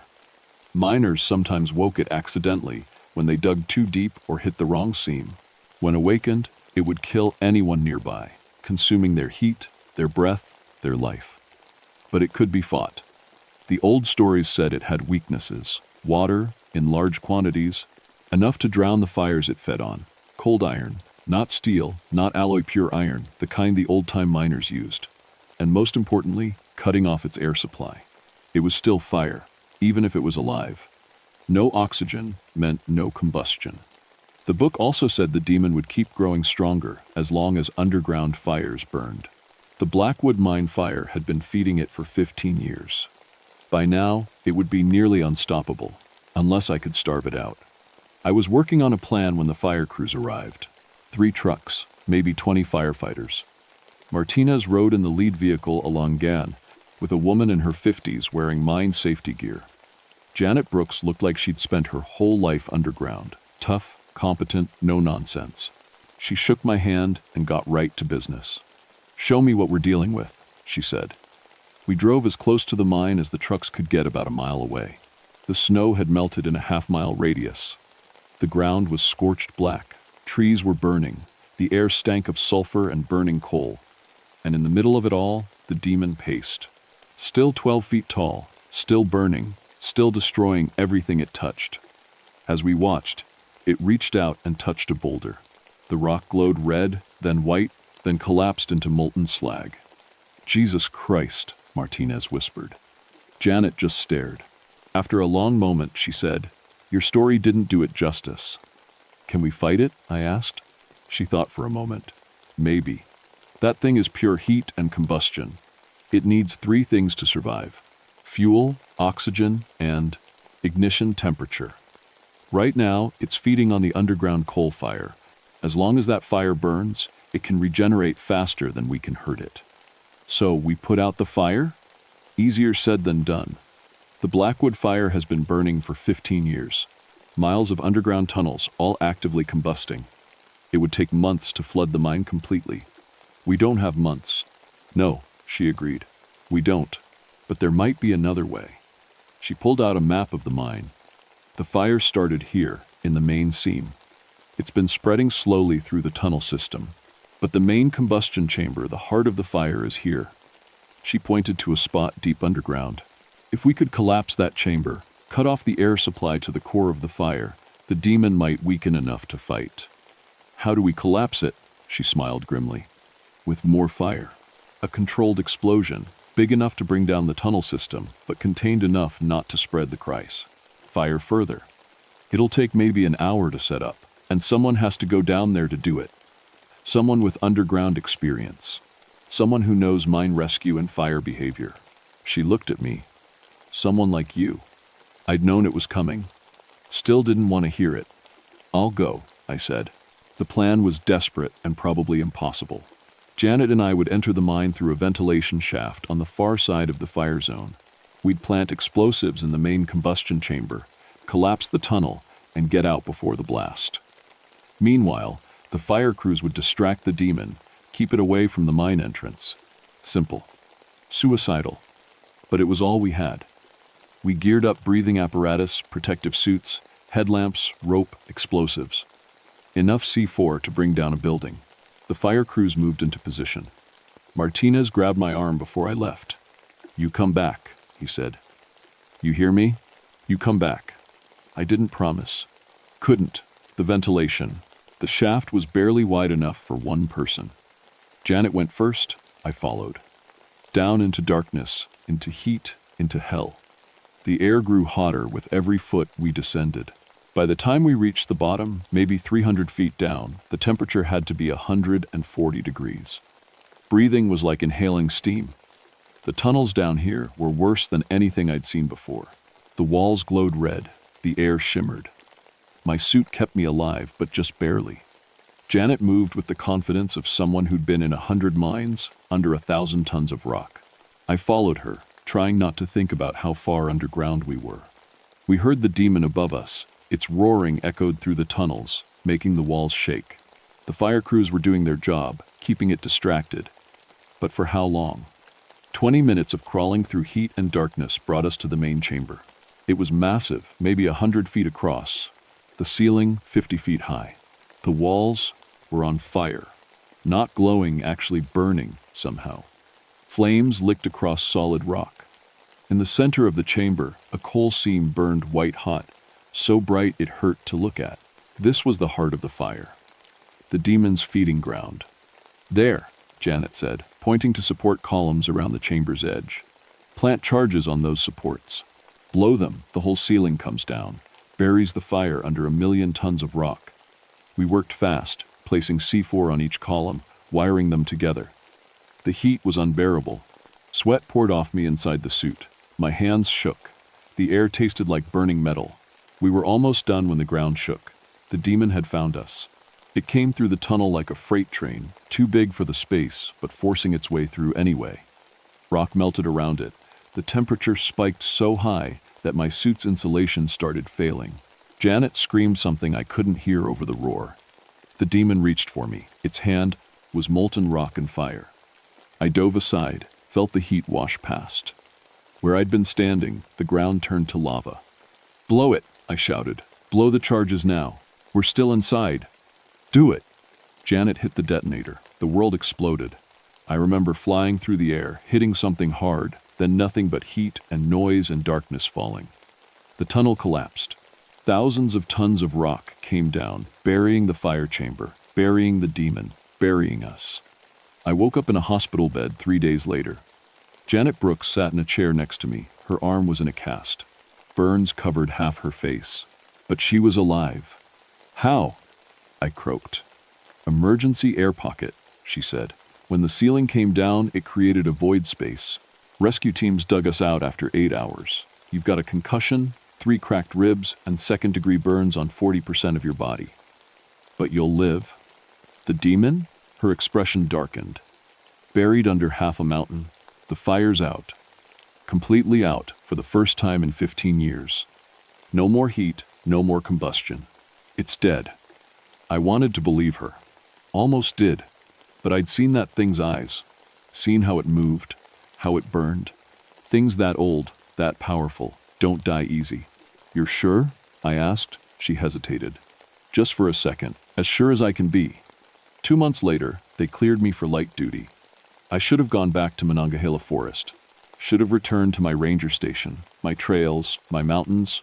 I couldn't do it. Couldn't handle being that close to the Blackwood mine. Couldn't stop seeing that demon's burning eyes every time I closed my own. I transferred west. Arizona now, Coconino National Forest. Completely different geology. No coal seams, no underground fires. Just dry heat and desert sun. I don't sleep well anymore. Can't shake the feeling that somewhere, deep underground, something is still burning. Still waiting. Still hungry. The official. The report said, the survey team died from toxic gas exposure and thermal stress. No mention of the demon. No mention of the impossible. Janet and I agreed not to talk about it. Who would believe us anyway? But sometimes I get calls from other rangers. Ones who work near old mines, near underground fires. They tell me about strange temperature readings. About sounds in the earth, like breathing. About miners who disappear and turn up burned from the inside out. I tell them what I know. Tell them about cold iron and water and cutting off the air supply. Tell them to trust their instincts. And I tell them the truth I learned in that mine. There are things that live in the deep places. Things that fed on heat and darkness since before humans existed. We disturbed them when we started digging. Woke them up with our fires and our machines. Most of the time, they stay buried. Most of the time, we're safe. But sometimes, a coal seam catches fire.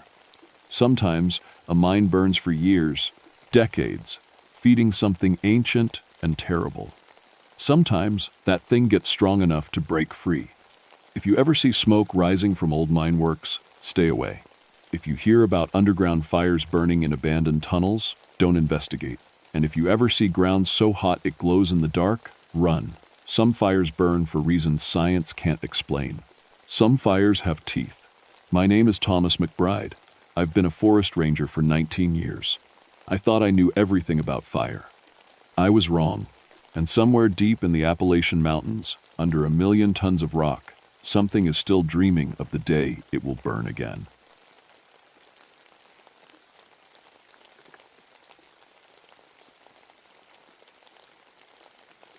My name is William Harrington, but everyone calls me Bill. I've been a ranger at Pisgah National Forest for 13 years now, and in all that time, I thought I'd seen everything these mountains could throw at me. Lost hikers, bear encounters, flash floods, you name it, I've handled it. But I never believed in the old stories. The mountain witch tales, the curses, all that folklore stuff. I collected those stories, sure. Even published a couple papers about Appalachian legends. But I never thought any of it was real. I should have listened to my grandmother. It was late October 1989 when everything changed. I was stationed up near Grandfather Mountain, one of the most remote peaks in North Carolina. Beautiful country, but harsh. The kind of place where the weather can turn on you in minutes, where a sunny morning becomes a deadly blizzard by noon. At 37, I'd learned to respect these mountains, just not to fear them. Not yet, anyway. The call came in on a Tuesday morning. A hiking group, 5 people from Charlotte, had missed their check-in time. They were supposed to come down from Raven's Roost the day before, but nobody had seen them. Raven's Roost was a nasty climb, about 20 miles from the nearest road. The peak got its name from all the ravens that circle up there, thick black clouds of them, always watching. Local folks avoided that mountain, said it was cursed. Said a woman was burned there back in the 1700s, accused of witchcraft. According to the stories, she swore revenge with her last breath, cursed the mountain and everyone who set foot on it. The old-timers claimed she was still up there, controlling the weather, commanding the animals, waiting for the descendants of the people who killed her.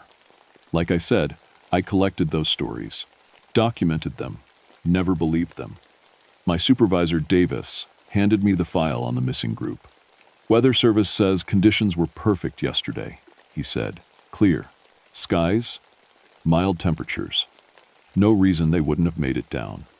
I looked at the map, tracing the route with my finger. Standard trail, nothing too difficult for experienced hikers. I'll head up there this morning. Probably just got turned around or someone twisted an ankle. Take Ezra with you, Davis said. He knows that area better than anyone. Ezra Millsaps was a local guide, maybe 60 years old, with a face like weathered leather and eyes that never seemed to blink. His family had lived in these mountains for 200 years. He knew every trail, every stream, every hidden cave. But he also believed in the old stories, believed in them hard.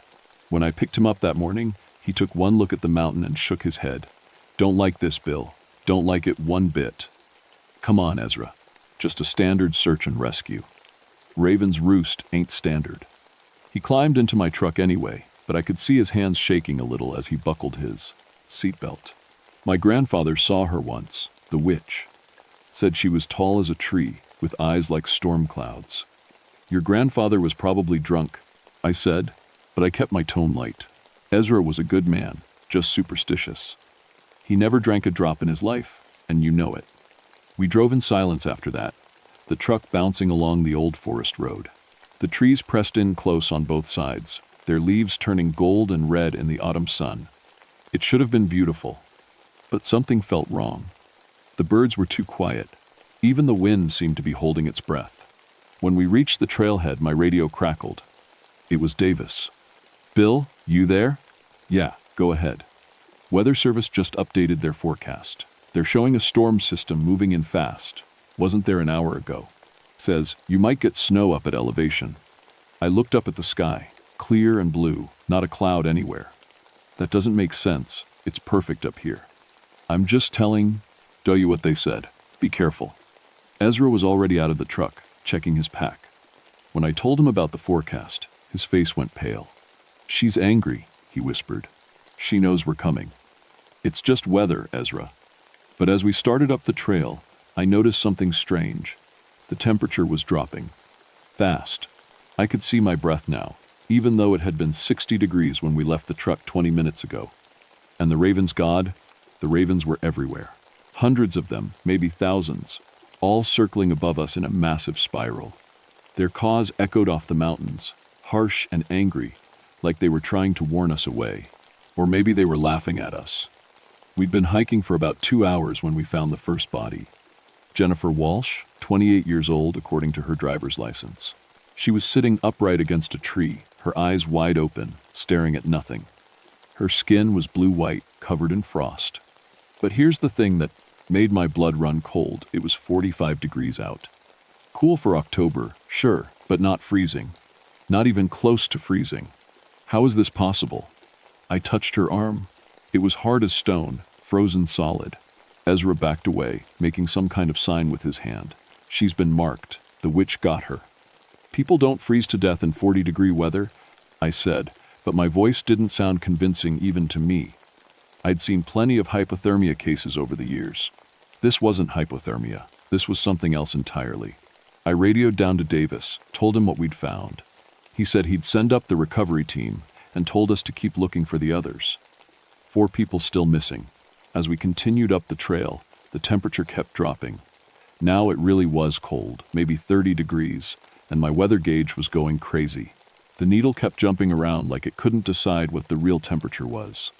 The barometric pressure was all wrong too, fluctuating wildly. Nothing made sense. "Look at the trees," Ezra said. I looked. The leaves weren't just falling, they were dying right before our eyes. Curling up brown and black, withering on the branches. And the forest had gone completely silent. No birds, no squirrels, no insects, nothing. Just the wind, moaning through the dead branches. Then I saw the tracks. They started out normal enough boot prints in the soft dirt of the trail. But about 10 yards ahead, something changed. The boot prints became something else. Something with claws. Big claws, like a bear, but the stride was all wrong. The prints kept the same spacing, the same gait, as if someone had been walking and just transformed. "Tell me you see that too," I said to Ezra. He nodded, his face gray. "We should go back. 4 people are still up there. 4 people are probably dead up there, just like Jennifer. Just like we're gonna be if we don't turn around right now." But I couldn't turn around. It was my job to find those people, to bring them home. Even if they were dead, their families deserved to know. So I kept walking, following those impossible tracks up the mountain, and Ezra followed me because that's what mountain people do. They don't leave their friends behind. The snow started falling about 30 minutes later. Big wet flakes that shouldn't exist in October, not down at this elevation. Within minutes, the world turned white. The trail disappeared. The trees became ghostly shadows, and the temperature dropped to what felt like 0. "Bill." Ezra grabbed my arm, pointing up ahead. There was someone standing on the trail. An old woman in a long, dark dress that looked like it came from colonial times. She was impossibly tall, maybe 7 feet, and thin as a skeleton. Her hair hung down in gray ropes, and even from 50 feet away, I could see her eyes. They were the color of thunderclouds, swirling and dark and full of hate. "Mrs. Walsh?" I called out.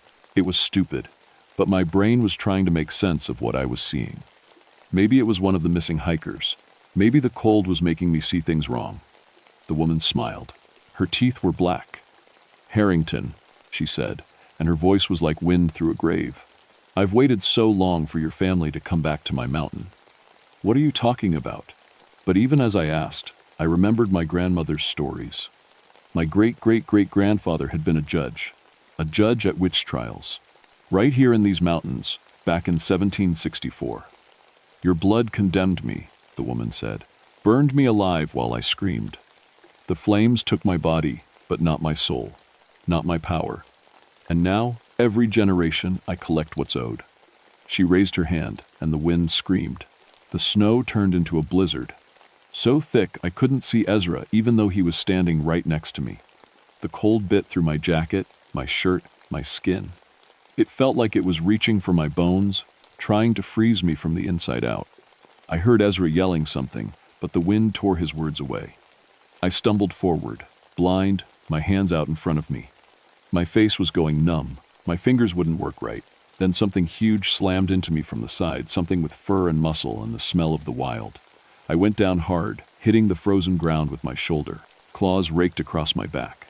I rolled, reaching for the bear spray on my belt, but my hands were too cold to grip it. The thing on top of me wasn't a bear. It had the body of a wolf, but the face was almost human. Its eyes were Jennifer Walsh's eyes, blue and terrified and completely aware. She was still in there, trapped in this twisted animal body, forced to hunt her own species. I screamed, kicked, got my arms up just as jaws snapped at my throat, hot breath on my face, saliva dripping onto my cheeks. A gunshot cracked through the storm. The wolf thing yelped and fell, sideways. Ezra appeared out of the white, his hunting rifle still smoking. "Run!" he shouted. We ran, crashed through the forest, slipping on ice, branches whipping at our faces. Behind us, I could hear more of them, more wolf things, howling and snarling. And above it all, that woman's laughter, echoing through the mountains like thunder. We found a small cave about 100 yards off the trail, squeezed inside, barely fitting in the narrow opening. The wolf things prowled outside, their shadows passing back and forth across the entrance. But they didn't come in. It was like something kept them back. "Running water," Ezra gasped, pointing to a tiny stream trickling through the back of the cave. "Old magic can't cross running water." My hands were shaking so bad I could barely hold my flashlight. "This isn't happening. This can't be happening." "It's happening, Bill, and it's happening because of you, because of your family." "My family didn't do anything. That was 200 years ago. Blood debts don't expire in these mountains." Ezra was wrapping his jacket around himself, his teeth chattering. "My grandfather told me the stories, told me the witch's name, Elspeth Crane. They said she could call the storms, make crops fail, turn men's hearts to ice. The town elders decided she had to die. Your great-great-great-grandfather signed the death warrant. Even if that's true, what am I supposed to do about it now?" "Find her bones," Ezra said.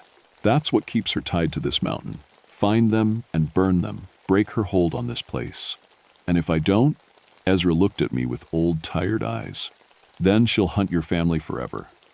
She'll kill everyone who comes to this mountain. And she won't stop until every drop of Harrington blood is spilled." Outside the cave, the wind howled like a living thing. The snow kept falling. And somewhere out there in the storm, a very old, very angry witch was waiting for me to come out. We spent the night in that cave, huddled together for warmth, taking turns, keeping watch. The wolf things circled outside until dawn, their eyes glowing in the darkness. Every time I started to drift off, I'd see Jennifer Walsh's face on that twisted animal body, and I'd jerk awake with my heart hammering. When morning finally came, the storm had passed. The world was buried under 2 feet of snow that shouldn't exist. October snow this heavy, this low, it was impossible. But impossible was the new normal. We radioed down to Davis, told him we'd found one body, needed immediate evac, conditions were dangerous. He said they'd send a helicopter, but the weather had to clear first. Looking up at the sky, I could see more clouds gathering. Dark ones, building into something big. "She won't let us leave," Ezra said. "Not until she gets what she wants. Then we give her what she wants." I checked my pack, took stock of what we had. Matches, rope, my grandfather's Bible, that I always carried for luck. "You said, we need to find her bones. Where would they be?" "The trial records say they burned her at the summit of Raven's Roost. Big stone circle up there, old as the mountains themselves. Cherokee holy site before the white folks came. The town elders thought burning her in a sacred place would keep her spirit from rising." He laughed bitterly. They were wrong. We started climbing. The trail was buried, but Ezra knew the way, by the shape of the mountains, by the angle of the trees. My back hurt where the wolf thing had clawed me, and every step made my shoulder throb. But we kept moving because stopping meant freezing to death or worse. We found the second body around noon. Marcus Thompson, the trail guide who'd been leading the group. He was lying in the middle of a clearing, blackened and smoking like he'd been struck by lightning. But the sky was overcast, no thunderstorm, no electricity, and his body was still burning, little flames, dancing across his skin without consuming him. His mouth was open in a silent scream. "Don't touch him," Ezra warned. "Witch fire, it'll spread to you." We gave the body a wide berth and kept climbing. The temperature was dropping again. My weather gauge had given up entirely, the needle just spinning uselessly. The air felt thick, hard to breathe, like the mountain itself was pressing down on us. That's when we found the research station. It was a small cabin, maybe 15 feet square, built by the Forestry Service for scientists studying the local ecosystem. Dr. Patricia Mills was supposed to be up here, doing something with soil samples. When we pushed open the door, we found her. She was sitting at her desk, her back to us, looking at her computer screen. For a second, I thought she was alive. Then she turned around. Dr. Mills was maybe 30 years old, according to her file. The woman looking at us was ancient. Her skin was like thin paper, covered in liver spots. Her hair was pure white, thin and wispy. Her hands were gnarled with arthritis. She'd aged 50 years overnight. "Help me," she croaked. "Please." I disturbed. "The stones."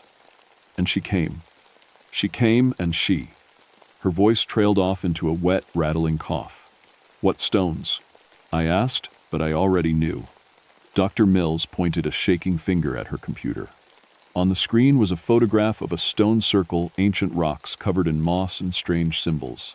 And in the center of the circle, barely visible under centuries of dirt and debris, was a small bundle wrapped in rotting cloth.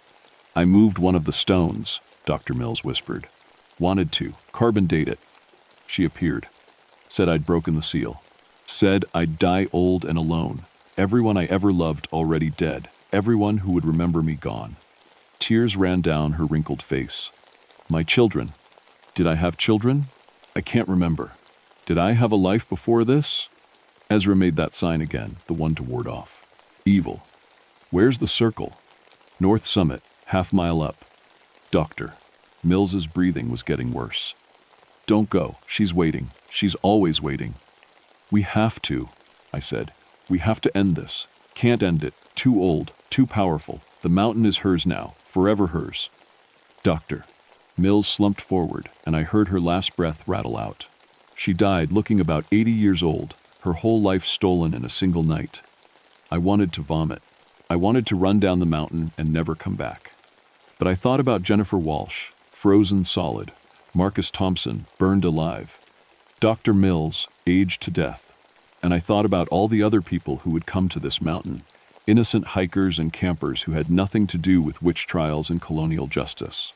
This had to end, even if it killed me. We left the research station and headed north. The snow was getting deeper, sometimes coming up to our waists. The wind was picking up again, howling through the trees. And the ravens, God, the ravens were back. Thousands of them, blocking out what little sun remained. Their shadows made the snow look black. That's when we heard the helicopter. Davis had sent it up despite the weather, probably worried after our last radio call. I could see it above the tree line, a bright orange rescue chopper fighting against the wind. We started waving, shouting, trying to signal our position. Then the ravens attacked. They swarmed the helicopter like a black cloud, smashing into the rotors, the windshield, the tail. I heard the pilot screaming over the radio. The chopper spun, tilted, started to fall.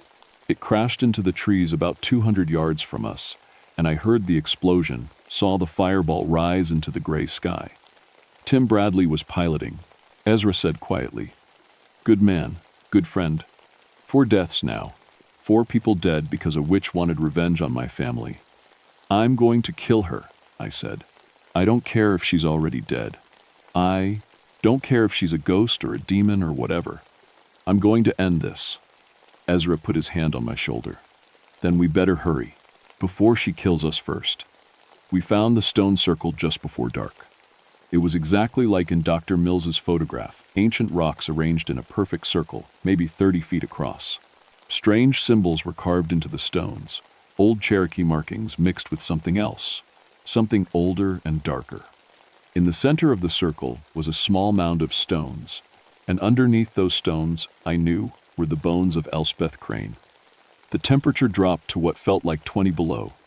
My breath came out in white clouds. Ice was forming on my eyebrows, my beard. Ezra's lips were turning blue. "We need to dig," I said. "Need to expose the bones. She won't let us. Then we fight her." I started pulling away the stones, my hands already going numb. Ezra helped, both of us working as fast as we could. The wind screamed around, thus. The ravens dove at our heads, their claws raking at our faces. But we kept digging. That's when she appeared. Elspeth Crane materialized in front of us, 7 feet tall, her storm cloud eyes blazing with hate. She was more solid now, more real. I could see every detail of her burned skin, every scar from the flames that killed her. Her dress was charred and tattered. Her fingers ended in long, black nails like claws. "You dare," she hissed. "You dare disturb my rest. Your blood will soak this mountain, Harrington. Your screams will echo forever." She raised her hands, and the stones around us began to move. Not falling, rising, floating up into the air, spinning faster and faster. One of them hit Ezra in the head. He went down hard, blood pouring from a cut above his eye. I pulled out my grandfather's Bible, held it in front of me like a shield. It was the only thing I could think of, the only weapon I had. Elspeth laughed. "You think your God can save you? Where was your God when they burned me? When they held me down and lit the fire and laughed while I screamed?" "I don't know," I said. "But my grandfather trusted this book, and his grandfather before him, and I'm trusting it now." I started reading. The 23rd Psalm, because it was the only one I remembered by heart. "The Lord is my shepherd, I shall not want," Elspeth screamed. It was the sound of wind and ice and fury, loud enough to make my ears ring. The stones fell, clattering to the ground. The ravens scattered. "He maketh me to lie down in green pastures." I kept reading, kept digging with one hand while holding the Bible in the other. My fingers closed around something cloth, old and rotting. I pulled, and bones came with it. A skull, yellowed with age. Ribs. A spine. "Stop!" Elspeth shrieked. "You don't understand. They murdered me, burned me alive for helping people, for healing the sick. I was innocent." "Maybe you were," I said. "But you're not innocent now. You've killed innocent people. You've become the monster they said you were. I'll kill you. I'll freeze you solid. I'll age you to dust. I dumped the bones on the ground and pulled out my matches. My hands were shaking so bad I could barely strike one. But finally, a flame caught. "No," Elspeth whispered. "No, please. Don't send me into the darkness. Don't make me die again. You should have thought of that before you killed Jennifer Walsh." I dropped the match. The bones caught fire immediately, burning with that same supernatural flame I'd seen on Marcus Thompson's body. Elspeth screamed, a sound of pure agony that went on and on. She clawed at the air, at her own body, as the flames consumed her from the inside out. "Curse you," she gasped. "Curse you and your children and your children's children. The mountains will remember. The mountains will always remember." Then she was gone, just smoke and ash, drifting away on the wind. The temperature immediately jumped 20 degrees. The ravens dispersed. The clouds broke apart, and actual sunlight came through for the first time in 2 days. Ezra groaned and sat up, touching his bleeding head. "Did we win?" "I think so," I said, but I wasn't sure. I could still feel something in the air, something old and angry and patient, the kind of thing that could wait another 200 years if it had to. But we weren't done yet. As the bones burned, the ground beneath the stone circle started to shake. At first, I thought it was just my imagination, the stress and cold playing tricks on my mind. Then cracks appeared in the frozen earth, spreading out from the fire like black lightning. "Bill," Ezra said, his voice tight with fear. "Bill, we need to move." "What's happening?" "The binding. We broke the binding that kept her trapped here. But it was holding back something else, too." The cracks widened. I could hear something. Down there, beneath the mountain, a rumbling, grinding sound like massive stones sliding against each other. And voices. Dozens of voices, maybe hundreds, all whispering in languages I didn't understand. "The others," Ezra said. "All the other people she killed over the years. She bound their spirits here too, kept them as servants. Now they're free." The ground opened up, a chasm maybe 20 feet wide, splitting the stone circle in half. Cold air rushed out, so cold it hurt to breathe. And with it came the spirits. They rose up like mist, taking shape as they emerged. Men and women in clothes from different centuries, colonial dress, pioneer clothing, modern hiking gear, all of them pale and transparent. All of them staring at me with empty eyes. "We're trapped," one of them whispered. It was a man in a ranger uniform from the 1952nd. "She wouldn't let us go, wouldn't let us rest." "You're free now," I said. "She's gone. You can move on." "Can we?" A woman in Nidus and W2B, pioneer dress, drifted closer. Her throat had been cut, the wound still visible across her ghostly neck. "Do you know what she did to us? What she made us do? We hunted the living. We fed on their fear. We became monsters just like her." The spirits were surrounding us now, dozens of them, forming a circle. The temperature dropped again. My breath froze in my throat. "Wait," I said. "This wasn't your fault. You were victims too." "Were we?" The 1,950 ranger smiled, and it wasn't a friendly smile. After a while, we started to enjoy it. The hunt, the kill, the taste of terror. And now we're free to do whatever we want. They surged forward all at once.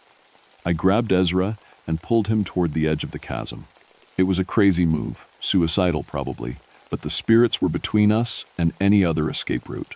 We jumped, and for a horrible moment, I thought we were going to fall straight down into whatever hell existed beneath the mountain. Instead, we landed on a ledge, maybe 10 feet down.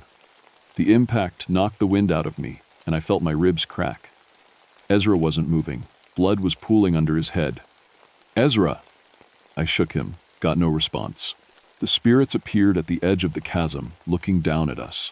They were laughing now, a sound like wind chimes made of bones. "You can't run," they said, speaking in unison. "You can't hide. The mountain is ours now. All of it. Forever." I looked around desperately for some way out. The ledge we were on was narrow, maybe 3 feet wide. Below us, the chasm went down into darkness. The walls were sheer rock, impossible to climb. We were trapped. Then, I saw it, a small opening in the rock face, just big enough to squeeze through. A cave, or maybe a tunnel. Our only chance. I grabbed Ezra, threw him over my shoulder in a fireman's carry. He was heavy, and my ribs screamed in protest, but I managed to stumble toward the opening. The spirits were descending now, floating down into the chasm, after us. "You carry the blood of murderers," they hissed. "You deserve to die here, to join us, to become one of us." I squeezed into the tunnel.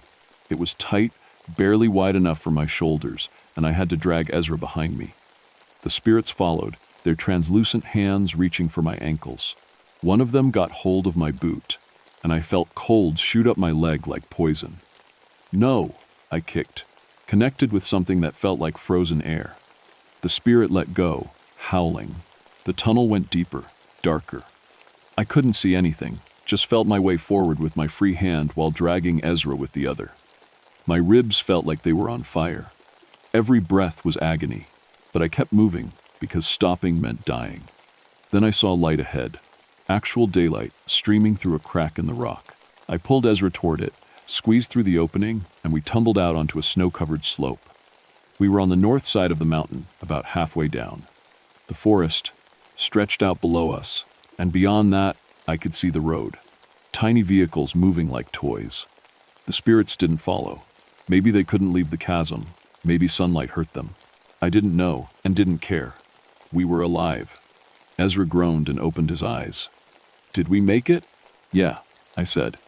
"We made it." But even as I said it, I heard her voice one last time. Elspeth Crane, whispering on the wind, "This mountain is mine. The spirits are mine. Your debt is paid, Harrington, but the curse remains. Tell your children. Tell everyone. Stay away from Raven's Roost, or join the dead who walk here." Then silence. We made our way down the mountain slowly, painfully. It took us 6 hours to reach the road. My supervisor Davis was there with an ambulance and half the state police. "Jesus Christ, Bill," he said. "We thought you were dead." The helicopter crashed. We lost all radio contact. What the hell happened up there? I looked at Ezra. He looked at me. We both knew no one would believe the truth. "Freak weather," I said. "Unprecedented cold snap. Found 3 bodies. Couldn't recover them. We need to close that area. Permanently." Davis frowned. "Close it? That's prime hiking territory." "Close it," I repeated. "Or more people will die." Something in my voice must have convinced him. Within a week, Raven's Roost was officially closed to the public, fenced off with warning signs. The official report blamed severe weather anomalies and unstable geology. But I knew the truth. The mountain remembered. The spirits remembered. And they were waiting. That was 36 years ago. I'm 73 now, retired from the Forest Service, living in a small cabin about 50 miles from Grandfather Mountain. I never went back to Raven's Roost. Never will. But I hear things. Other rangers, younger ones who don't know the stories, they tell me about strange experiences in that area. Hikers who get lost even though the trail is clearly marked. Unexplained cold spots in the middle of summer. Ravens that follow people for miles. And sometimes, not often, but sometimes people who disappear completely, gone without a trace. The official records list 5 deaths on Raven's Roost in October 1989. Jennifer Walsh, Marcus Thompson, Dr. Patricia Mills, Tim Bradley, and this is the part that keeps me up at night, a weather service technician named Frank Rodriguez. They found his body 3 months after we came down from the mountain. He was encased in ice, perfectly preserved, even though it was January and the temperature hadn't dropped below freezing all week. The ice formation around him was 6 feet tall, shaped like a woman reaching down to embrace him. The coroner said he'd been dead since October, said he'd frozen to death. But the coroner didn't see what I saw in the ice symbols, old Cherokee markings mixed with something else, something older and darker. I documented everything that happened, wrote it all down, sent copies to the Forest Service, to historical societies, to anyone who would listen. Most people ignored it. Some called me crazy, but a few, the old mountain folks, the ones who remembered the stories, they believed me. Ezra died 5 years after Raven's Roost. Heart attack, they said.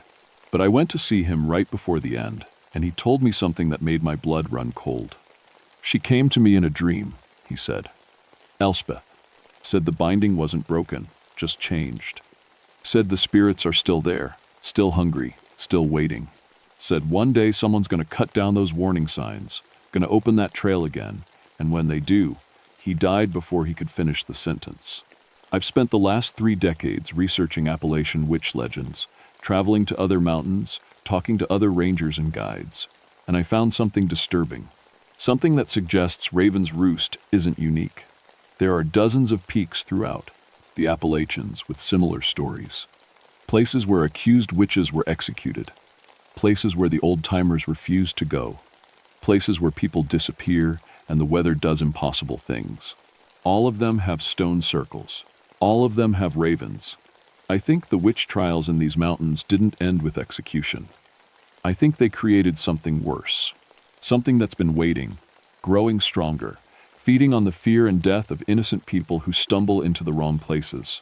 Last month, I got a call from a young ranger, 26 years old, fresh out of college, full of enthusiasm. She wanted to interview me for a research project about local folklore. We met at a diner, and I told her my story. All of it. She listened politely, took notes, smiled at all the right places. Then, as she was leaving, she mentioned that the Forest Service was considering reopening Raven's Roost for the hiking season. Budget cuts, she said. Pressure from tourism groups. The signs. We're coming down next spring. You can't, I said. You absolutely can't do that.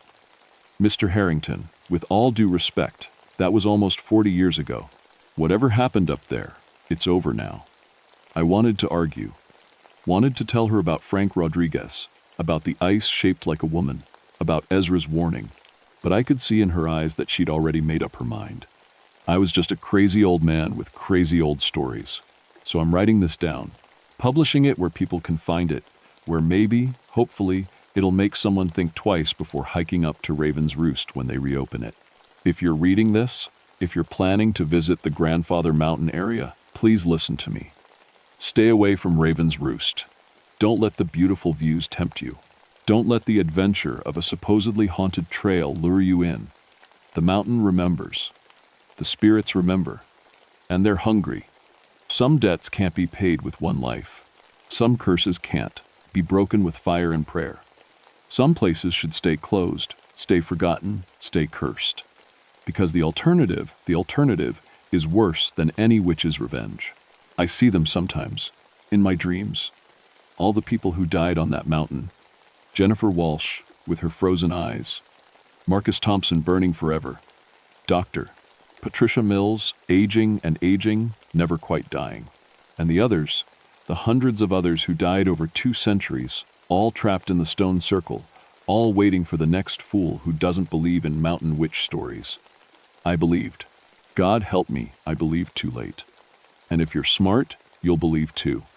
Stay away from Raven's Roost. Tell your friends, tell your family, tell anyone who'll listen. The mountains don't forget. and neither does she. My name is William Harrington, and I'm probably the only ranger in the Pisgah National Forest who wishes certain places could stay off the map forever. Please, if you take nothing else from this, to story, take this. Some trails should never be opened. Some mountains should never be climbed. And some old stories, the really old ones, the ones that make your grandmother cross herself and spit those stories, are told for a reason. They're not to entertain you, they're to save your life.